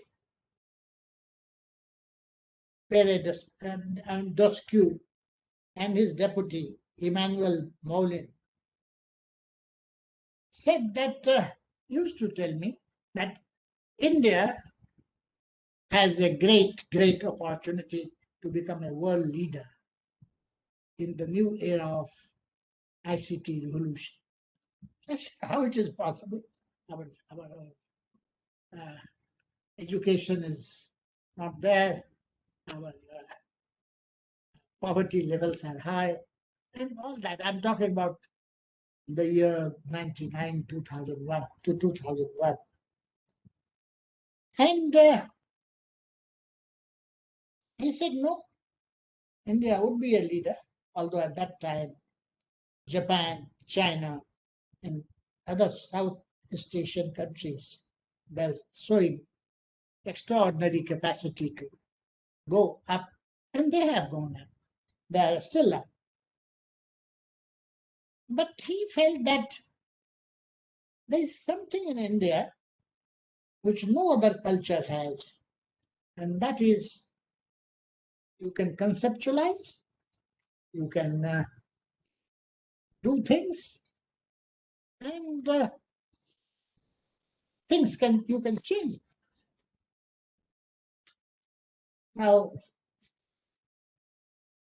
many historians, many scholars feel that the failure of India is the most surprising thing, that it could not become a developed nation. It could not give employment to its people, and it could not keep that civilizational strength which it should in this world. Efforts are on, but I am also not very certain that we will be a world power. I have written that our becoming world power is certain, but I cannot say a time frame. Then I say that I had the privilege of interacting with 4 world leaders, and definitely one is Martin Luther King Jr. He came to Patna in 1959 to see, he said he has come to India to see the land of Gandhi. And then he came to Patna, JP was there, and he came and stayed in Rajbhavan. Next morning, somebody came running, it was a winter morning, January 59. And he said, JP has called us. So we all reached within 15, 20 minutes. And JP, and we were three, in fact, who were very close to JP. One was Sarma, who was 1 year senior to me. He was in the final year of MA. 6th year we used to call at that time. And one was who was professor of political science, Indra Narayan Tiwari. He was a relative, and myself, we three. So we three were particularly called, so we rest. We reached Patna Jeweler Cement House, and after 10 minutes or so, JP and his wife Prabhavati, Martin Luther King Jr. and his wife, they arrived. The organizers had kept some flowers for us. We received. Sarma was a very good speaker in Hindi. And we went to the hall. From nowhere, it was full. We were worried about the audience. So JP came and took both of them up. And Sarma was asked to present. So I was a little worried about his, whether Martin Luther King will understand his English. But he spoke beautiful English that morning. And the meeting went off well. And he wrote, I quote him, Jesus Christ gave me the motivation and Gandhi showed the method. Gandhi was probably the first person in history to lift the love ethic of Jesus above mere interaction between individuals to a powerful and effective social force on a larger scale. After this meeting was over, he said he's going to Bodh Gaya, the place of enlightenment of Lord Buddha. Then he went to Calcutta, and from there, after some time, he went back. Now, I know that Martin Luther King Jr. never got a chance to meet Gandhi or see Gandhi. But that didn't prevent what they call in English, umbilical bond to develop between Gandhi and Martin Luther King.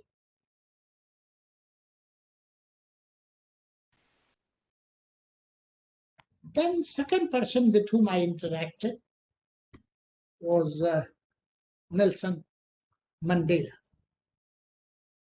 And this happened twice. One was when after release from jail, Nelson Mandela came to Delhi to address that Jawaharlal Nehru Memorial Lecture. That was in November 1990. I was then Agriculture Production Commissioner in Assam, but that invitation had come, and that was the day I had a meeting also in Delhi, so I planned to come here.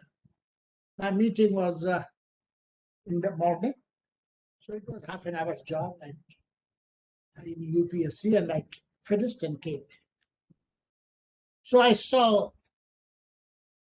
Rajiv Gandhi and Sonia Gandhi waiting to receive Nelson.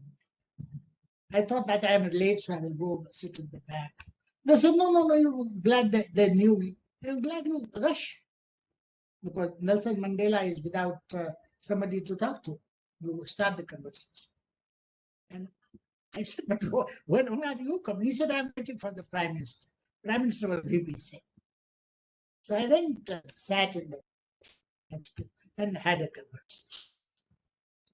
Then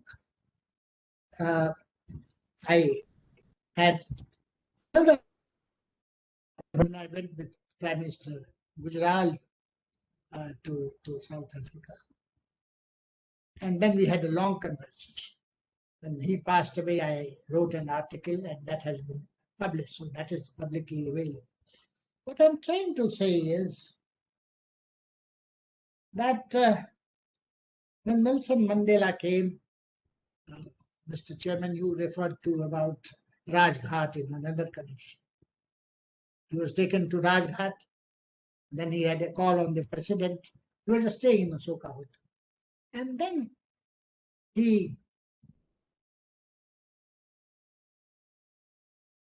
when he went to the president, he asked somebody, did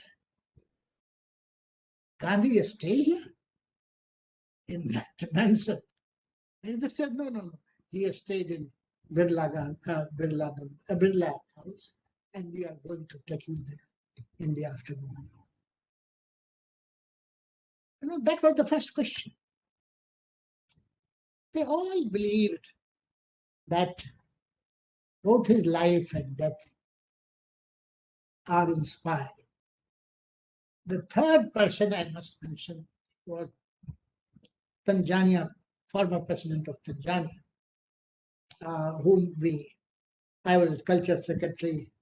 We had organized an event in Rashtrapati Bhavan for Gandhi Peace Prize, which this was the first prize which was given to him in 1995. We had organized. The lecture was given in award was given in 1996, January. And when he spoke about Gandhi, he said, in one way, Gandhi was bigger than Christ. He said, I'm a believer in Christianity. He also had not seen Gandhi. But he was bigger than Christ. Christ lifted himself, lifted his colleagues, a handful of them. Christ's followers were counted. They could be counted, who were close to him. Gandhi was the first who gave power to the powerless. And this is what I got into from another person. That is Vaclav Havel. I met him on 3 occasions. And he said, and he keeps on saying, that the biggest, most positive contribution to public life in 20th century was Mahatma Gandhi. And it was Gandhi who empowered the powerless people of India. It also had a strong foundations of democracy in our course. It also helped in a smooth transformation of subjects to citizens. Satyagraha continued to be the guarantor of human freedom and democracy in India in dark days of emergency as well. I must conclude that. I grew up in a family of freedom fighters. And my grandfather, Sri Hirday Narayan Singh, who participated in the freedom movement, became the founder principal of the National School, set up in our Brihat village in 1920s under the guidance of Mahatma Gandhi, Rajendra Prasad, Ram Navami Prasad, and others. And one notable person, one very eminent, a student who became a very prominent person in the life of the country was Ram Dhari Singh Dinkar. There is a bigger story about him in our family. And Dinkarji rose to become a poet of reawakening of nationalism, of justice, and of peace. I am tempted to mention that I was a small child on 8th of August 1942, and my father had gone underground because he was on the list of those to be arrested. And so he disappeared from the house, and I could see him, for I have no memory. He says he has a memory. He could see me when I had started walking. Now I am tempted to quote Dinkar and conclude my statement. Dinkar didn't know what to write about Gandhi. And he was invited to read his poem. He was a great poet, nationalist poet with fire at Redford. And he wrote, and he said, बापू में तेरा समयुगीन है बात बड़ी पर कहने दे लघुता को छोड़ तनिक गरिमा के महावेश में बहने दे लज्जित मेरे अंगार, because he is a poet of fire, लज्जित मेरे अंगार तिलक माला भी यदि ले आओ मैं किस भांति उठूं इतना ऊपर मस्तक कैसे छू पाऊं गिरवा तक हाथ न जा सकते उंगलियां न छू सकती ललाट बामन की पूजा किस प्रकार पहुंचे तुम तक मानव Virat Bapu whispered to his next man, which was conveyed to Dinkarji, and tell him to go and work for the poor, work for the deprived. Modern India would need such poets. मैं इन्हीं शब्दों के साथ बापू को अपना प्रणाम समर्पित करता हूं और इस सभा में आने के लिए मुझे बहुत ही उत्साहित मैं अनुभव कर रहा हूं और ये कहने का मुझे मौका मिला है तो इसके लिए आपको धन्यवाद और पुराने मित्रों को जो देखने का मौका मिला है अध्यक्ष जी और आपको सुनने का मौका मिला है उसके लिए भी मैं आप सबका आभारी जय हिंद धन्यवाद sir. It was really wonderful listening to you. Now, without wasting much time, may I request Dr. Y.P. Anand sir to kindly give your presentation. Dr. Y.P. Anand sir. Hello. Hello. Yes, sir. You are audible, sir. Am I? You are Yes. audible. You are audible. Yes. Namaskar, everyone. And grateful to Gandhi Smriti and Darshan Samiti for giving me this opportunity to speak on the subject of the impact of Mahatma Gandhi on freedom movement, India freedom movement. It is well known India's freedom movement is practically identified with Gandhi's personality. His ethos is permeating every aspect of India's freedom movement. The two cannot be separated. And so what is the basis of this impact? I've tried to put it in few points. First is Gandhi's basis of freedom movement was mass-based. That it must be all-inclusive. It must cover every Indian. It must allow every Indian to be a part of it. That is, it was the Indians got self-drawn towards the freedom movement, irrespective of the class, gender, religion, caste. As far as Gandhi was concerned, freedom movement was an attraction for everyone. Everyone wanted to be a part of it. The next point is, what was Gandhi's concept of freedom? Independence. He had his very wide concept of independence, which could cover all the aspects of the people. What he called complete independence, Purna Swaraj. The very concept of Swaraj, Gandhi, the way he defined it, nobody else has defined it. It was not mere political, it was social, economic, moral, all aspects of human life, citizen's life, were covered in his concept of Swaraj. And as he wrote in his famous booklet, Hind Swaraj, in 1909, his concept of Swaraj covered not only India's getting the political freedom, home rule, but also each person having Swaraj, a sense of self-rule.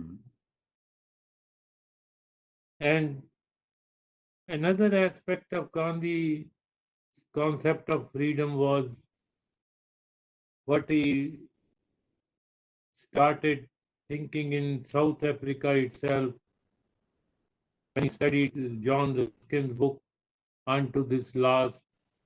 He translated it into Gujarati with the title of Sarvodaya, that it must provide good of good, think of good of everyone.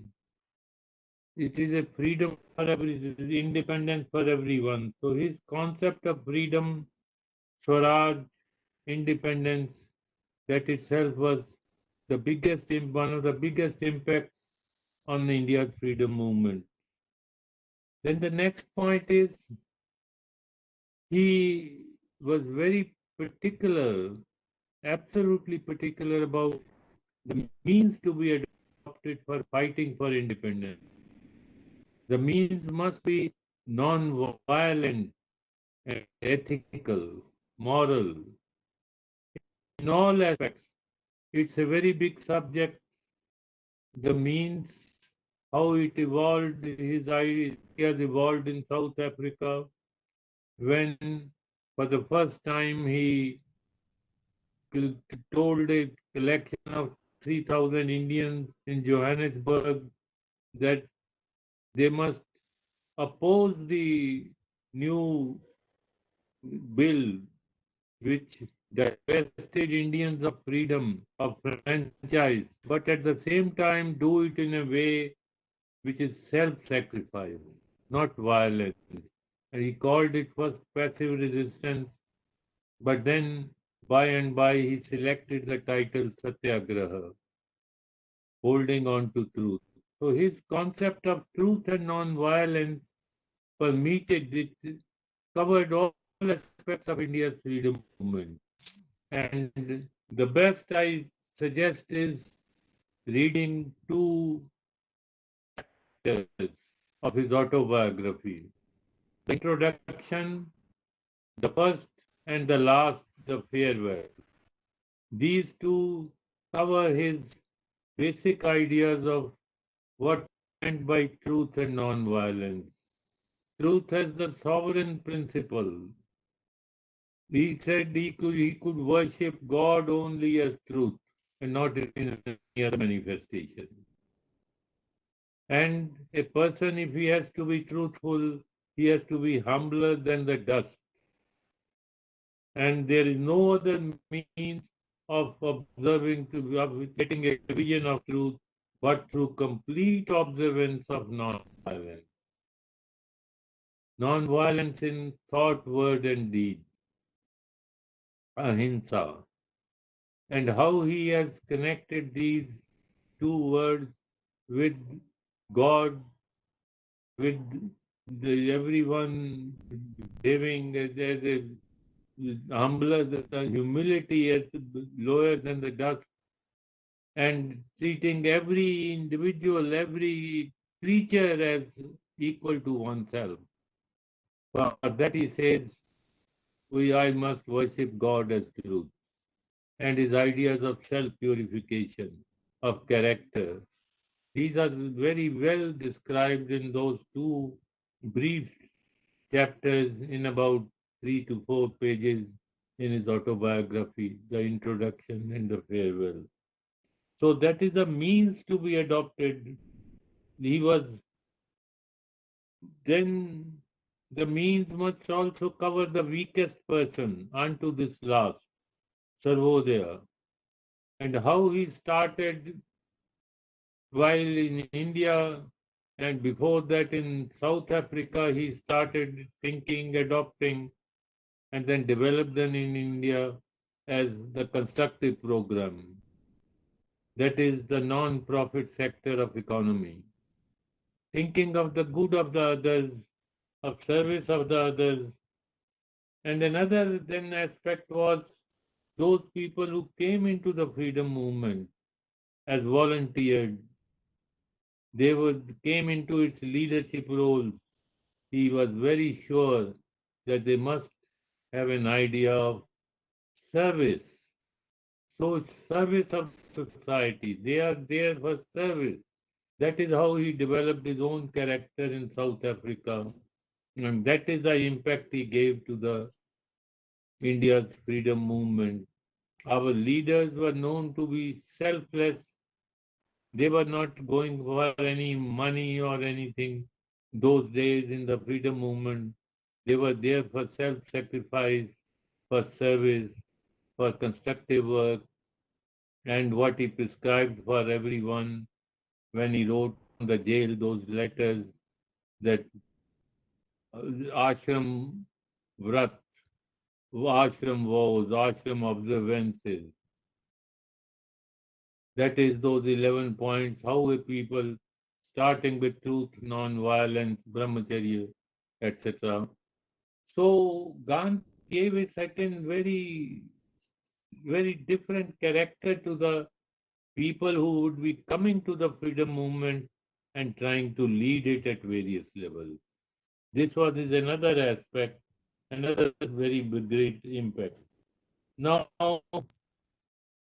and the personal character of those people, how he started his own character he developed in South Africa. He, that is, he has no possession. Aparigraha, one of the 11 ashram vratas, and ashrams he set up in South Africa first and then in India for those who came up to fight for India's freedom movement. So freedom movement had a very wide aspect, very wide coverage, understanding, not a simply to remove the Britishers from that was not the thing. It was a much more comprehensive concept with Gandhi. Now, if we have to see the Gandhi's impact, I think it is always necessary to first see how he developed in South Africa. He had gone there as a lawyer for a case in 1893, and he used to be there for a year or so. But he solved that case through arbitration. But how is as his whole life experiences, what he called experiments with truth. They started there itself. How when he was thrown out of the train and what he thought, what is my duty? He wouldn't think of rights. Before rights, he would think of duties, and he wanted everyone to do that.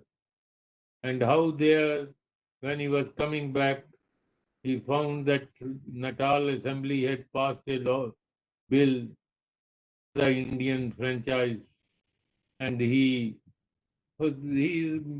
drafts a petition got it signed by 10,000 people, the very first petition. And how he wrote, how he developed by and by, took his family. And it is those 21 years, I think, if we see, we will understand his whole character, his whole evolution, and how he applied it to Indian when he came here, the institutions, the ashrams, the journals, Navjivan and Young India, and then Harijan later on. And so many things are there which are not sometimes known also. It is not known how studious Gandhi was. He would study every subject thoroughly. When he was sent to the jail for the first time in December 1907 in South Africa, he carried with him there in the first time, 2 months jail, he carries books on by Tolstoy, by Ruskin, by Socrates, three main authors. That habit he kept all through because he would keep the books, study them thoroughly, draw the conclusions. After reading Ruskin's book in South Africa in a train journey onto this last, he draws his three conclusions. The first conclusion was the good of the individual is contained in the good of all. This is Gandhi, not something just casual, but very, very studious. He studied Bhagavad Gita in South Africa, but when he was asked to speak on it, when he came to India, he first did not.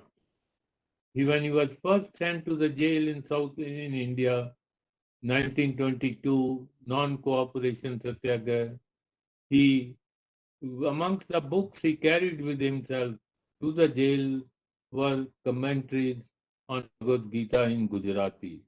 And he prepared a dictionary in the jail. Every Sanskrit word of Bhagavad Gita with Gujarati meanings, locations, and it was published later on in this one. So like that, I was astonished to see that Gandhi has written more books on the Bhagavad Gita in various forms than anyone else, right from Shankaracharya onwards. His sense of study, detailed study, each and every word, and how he could write so much because he studied so much.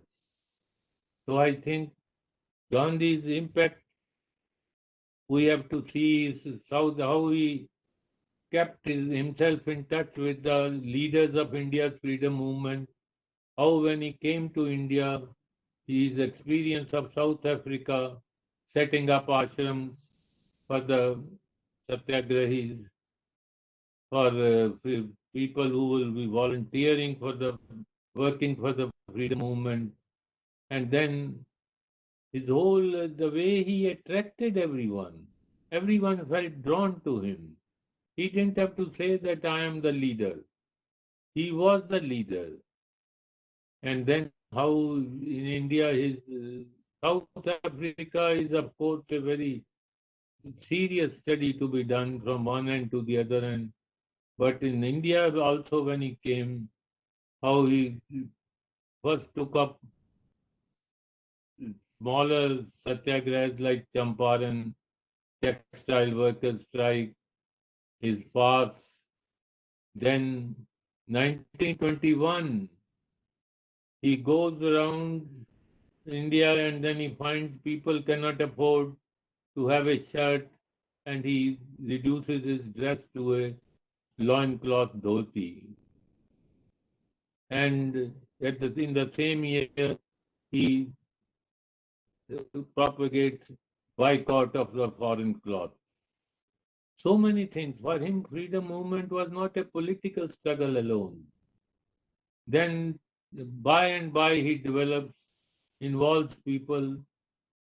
Then non-cooperation movement, 22, then other smaller satyagrahas after that. Then he comes to by and by to salt satyagraha. But before that, what he does in Lahore, Indian National Congress session 1929 December, he gets a resolution passed that India now will fight for Purna Swaraj, complete independence. Then he drafts a pledge for the people, and that pledge is circulated all over India and taken on 26th of January.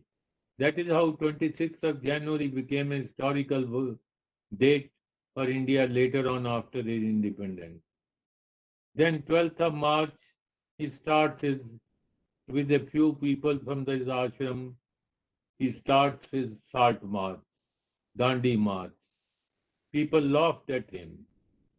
There are records that even the communist leaders, some of them, including Motilal Nehru, they felt that this is nothing, we are fighting for independence.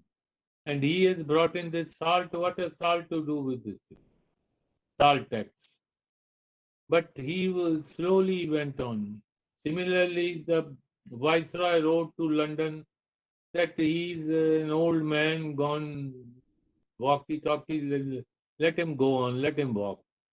He walks 240 odd miles, and then by the time he picks up a small bit illegally from the sea coast of the salt earth and the movement spreads, it became an all India movement.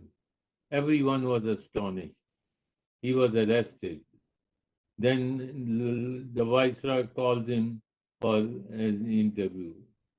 They draft a pact, Gandhi Irwin pact, and he goes for the second roundtable conference to London. There he remains in his loincloth, dhoti. And when the king's party, he remains in the same dress. He's asked to dress himself fully. He says the king has got more than enough for both of us. So he goes on, and then he comes back and gets arrested again. That is when the British government tries to, their first attempt at divide and rule. That is, they announce separate electorates. Gandhi goes on fast, an indefinite fast in the jail itself. Then Ambedkar comes. Tagore also came, but Ambedkar finally agrees with and that is when the reservation issue was, so that separate electorates are avoided. The society is not divided politically. Gandhi could prevent that. That is one of the biggest achievements which people have not realized. And how Ambedkar's statement is there that Gandhi is the only person who understands him. And Ambedkar signed the Pune Pact. Then Gandhi starts his movement for removal of untouchability. How much he does, starts writing, starts reading, starts his tours. Each subject is unlimited. So Gandhi's impact on the freedom movement of India is unlimited. Then is going on by and by to the do or die, the 1942 Quit India movement. He lost his secretary, the first in the jail died, then Kasturba died, but Gandhi remained firm in his path, in his way. He never wavered, he never this thing. He tried his best to avoid partition. The way he took the Noakhali tour in 1946, 4 months, Ekla Chalo Re, the goals, is something which is, each act is unique. and produced a unique impact on the freedom movement and has left a mark over the Indian mind, over the minds all over the world. So Gandhi, I think, impact on the India's freedom movement remains unique. It is incomparable. It covers all aspects. It provided content and purpose to every activity. It provided direction. And till his last day, I will now only say he was martyred on 30th January 1948. On 27 January, 3 days before that, he wrote an article that Congress has got political freedom for India. It has still to get, India has still to get social freedom, economic freedom, moral freedom. And these freedoms are more harder. They are less spectacular. They are more difficult. They are to be taken from ourselves. And that is what he said we have to work for. Let us not be contented with simple political freedom. And then one day before 29th, he writes a new constitution. He proposes a new constitution for the Congress party. That Congress party, having got the political freedom, should now convert itself into a non-political party to be called Lok Sevak Sangh for the good of the people, like other various organizations which Congress were linked with the Congress party, like Spinners Association, Village Industries Association, Harijan Sevak Sangh, and for basic education. All these he said they will put together and Congress party will ensure that India gets other freedoms, particularly in the context of its 7 lakh villages at that time, which was about 90% of India's population. So I would close by saying that Gandhi's impact on India's freedom movement is something which needs to be studied stepwise, how in every aspect of India's freedom movement, he gave us direction, he gave us leadership, he gave us a sense of character. In South Africa, before he had started going to jail and stuff, he had declared zero possessions, no possessions, for he and his family also. So a certain practical idealism. He called himself practical idealist. Practical idealism is all that we must learn in our lives and in our social and national lives. Thank you very much. Thank you, sir, for your inspiring words. May I now request Madam Vidya Jain, Dr. Vidya Jain ma'am, to kindly deliver her lecture talk. Madam Vidya Jain.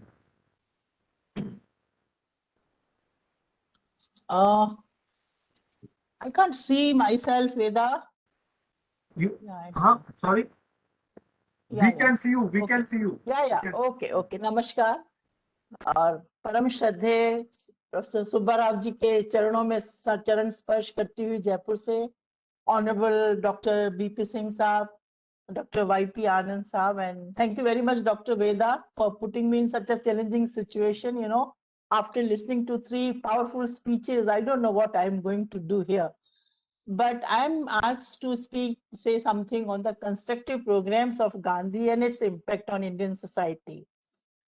I believe that Gandhi is as relevant as never before. He is as achievable as never before. He is as validate as never before.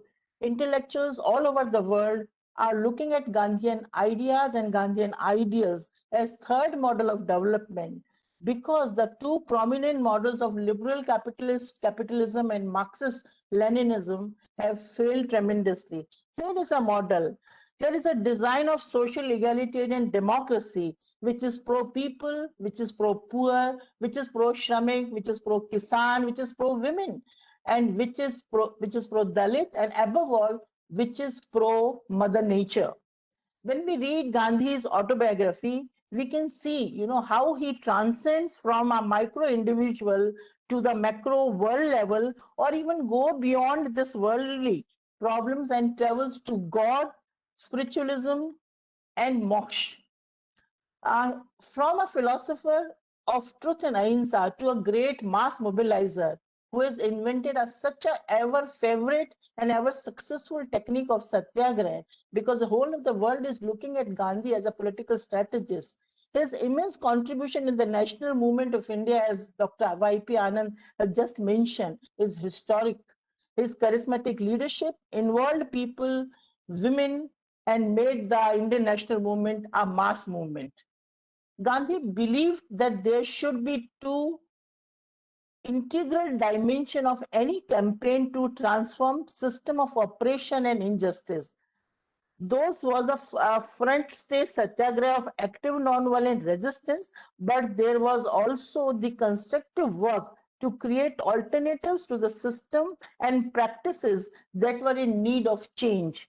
Indeed, for Gandhi, the constructive work was far more important than the active political satyagraha in the struggle for Swaraj. As he advised his co-workers, if you make a real success of constructive program, you will win Swaraj. Constructive programs is the foundation of new society of Gandhian vision. Gandhi's understanding of Swaraj was much more deeper and broader than political independence. Self-rule or Swaraj was based on moral and psychological transformation that each person has to experience, and it cannot be granted by anyone else. As he wrote in his Swaraj, it is Swaraj in which we learn to rule ourselves. But such Swaraj has to be ruled by each one of us. And as such, there is no distinction between ends and means. So the attempt to win Swaraj is Swaraj itself. We can see how Gandhi, in effect, held his fellow citizens responsible for their own subjugation. The way to achieve Swaraj in reality, people should transcend the practices that prevented them to become free human beings. Thus, constructive programs were not only to throw British rule, but to fight all hegemonistic dominations and forces which colonize us. In his ashrams or intentional communities, people were trained to solve microcosm problems that affected India on a larger scale. Ashrams provided a training ground to develop a wider network of constructive initiatives. It is clear that central theme of Gandhi's approach to social transformation was a kind of lifestyle politics. Gandhi had a far-sighted vision for Indian society. He wanted a fundamental transformation on sustained basis, on profound changes in the culture of individual, community, institutions, and environment. It is impossible to attain Swaraj non-violently until unless we have faith in, there are 18 points on which Gandhi talked of these constructive programs. It's a communal harmony, removal of untouchability, prohibition, khadi and other village industries, village sanitation, education, emancipation of women, provincial languages, development of our own mother tongue, and working for peasants, workers, tribals, leprosy patients, and students. So the relevance and significance of these 18 constructive programs is still there, as we have become free from British colonial power and we are sovereign, but we have not achieved the Swaraj. Economically, Swaraj provides a decentralized system to prevent exploitation by keeping away the middleman.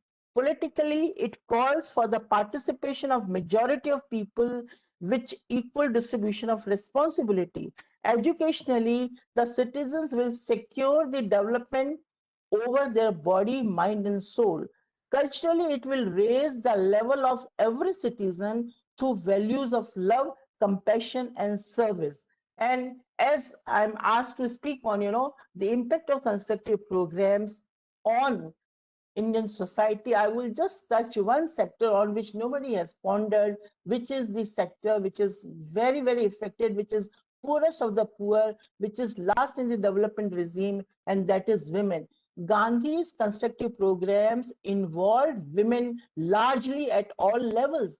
I mean, on his call, women came forward and participated in national movement that not only turned the flavor of the national movement, it became mass movement after arrival of Gandhi and women on the front, but it also raised political ambition and confidence in the hearts and minds of women.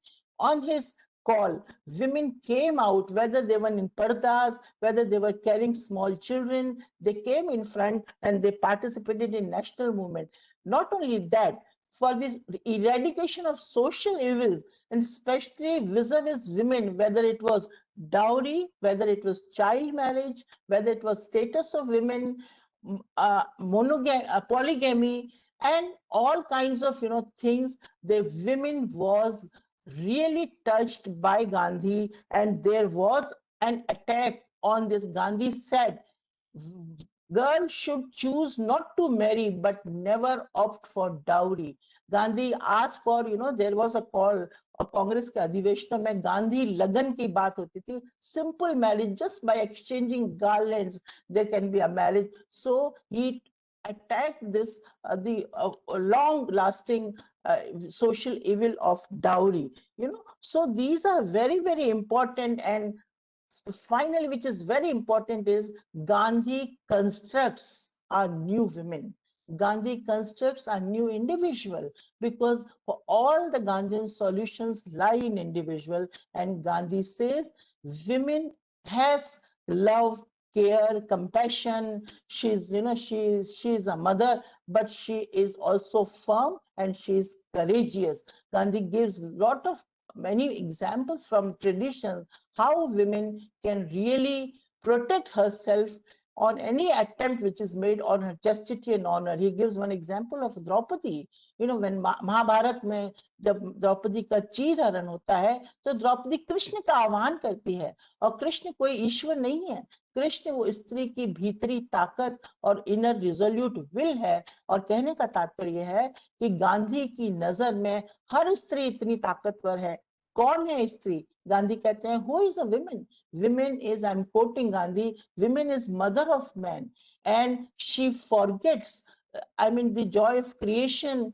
She forgets she has the eternal love for humanity, and how this incarnation of love and ahimsa becomes the object of lust is very, very dangerous. So Gandhi really constructs a new women, and whole constructive programs, whether it is Swadeshi, whether it is boycott of foreign goods, burning the foreign goods, Satyagraha. Gandhi says he has learned this technique of Satyagraha from his own mother and Kasturba, whom he was wedded at the age of 13. So he has learned this, how I can just involve and make my opponent with whom I differ in opinions listen to me, and maybe at some time, some point, surrender to me, So he learns this dialogue, discourse, discussion from Kasturba and his mother. Untouchability, communalism, Gandhi says to women that you don't cook for your husbands if they are involved in communal acts. Don't wash their clothes if they come back home. Don't talk to them. If Kekai can just bent upon Dashrath by Duragraha, you can do it by Satyagraha. So Gandhi involves women in all kind of constructive programs, and that really changes the women's psyche. its strength, its whole thing. I mean, for untouchability, Gandhi says कि अगर जब आप अपनी संतान का मैला साफ कर सकती हैं, तो वो व्यक्ति जो मैला उठाता है उससे इस बात की किस बात की नफरत आपको है? तो निश्चित रूप से मुझे लगता है कि गांधी का ये जो कंस्ट्रक्शन है and the whole theory of celibacy, celibacy is conquest of lust, coming above the endeavor of this, you are not only bodies, and we have to rise above sexuality and work as friends and comrades for the wider interest of the society. This is how Gandhi involves women. So celibacy is a very important social revolution which sets up the men-women relationship at just some other level. So there are several things which can be said here, and which I feel that Gandhi's involvement of women, Gandhi's looking at women, and Gandhi's change of this man-women design is really has made. And today everybody is talking about this Gandhian feminism and how powerful it can be, especially vis-a-vis the Western feminism, which divides, which is men versus women. But here Gandhi says women issues are social and national issues. Her liberation is founded in national liberation. So I believe that Gandhi's call of involving this 50% of population in social constructive work in national movement is very, very important as far as status of women is concerned. Since a lot of things have already been said, I would just sum up here and say that Gandhi's design of New India involves and sets a special place for all who have left behind in their development, whether it is women, whether it is Dalit, whether it is some other sector. Thank you so much for the patient hearing. Thank you.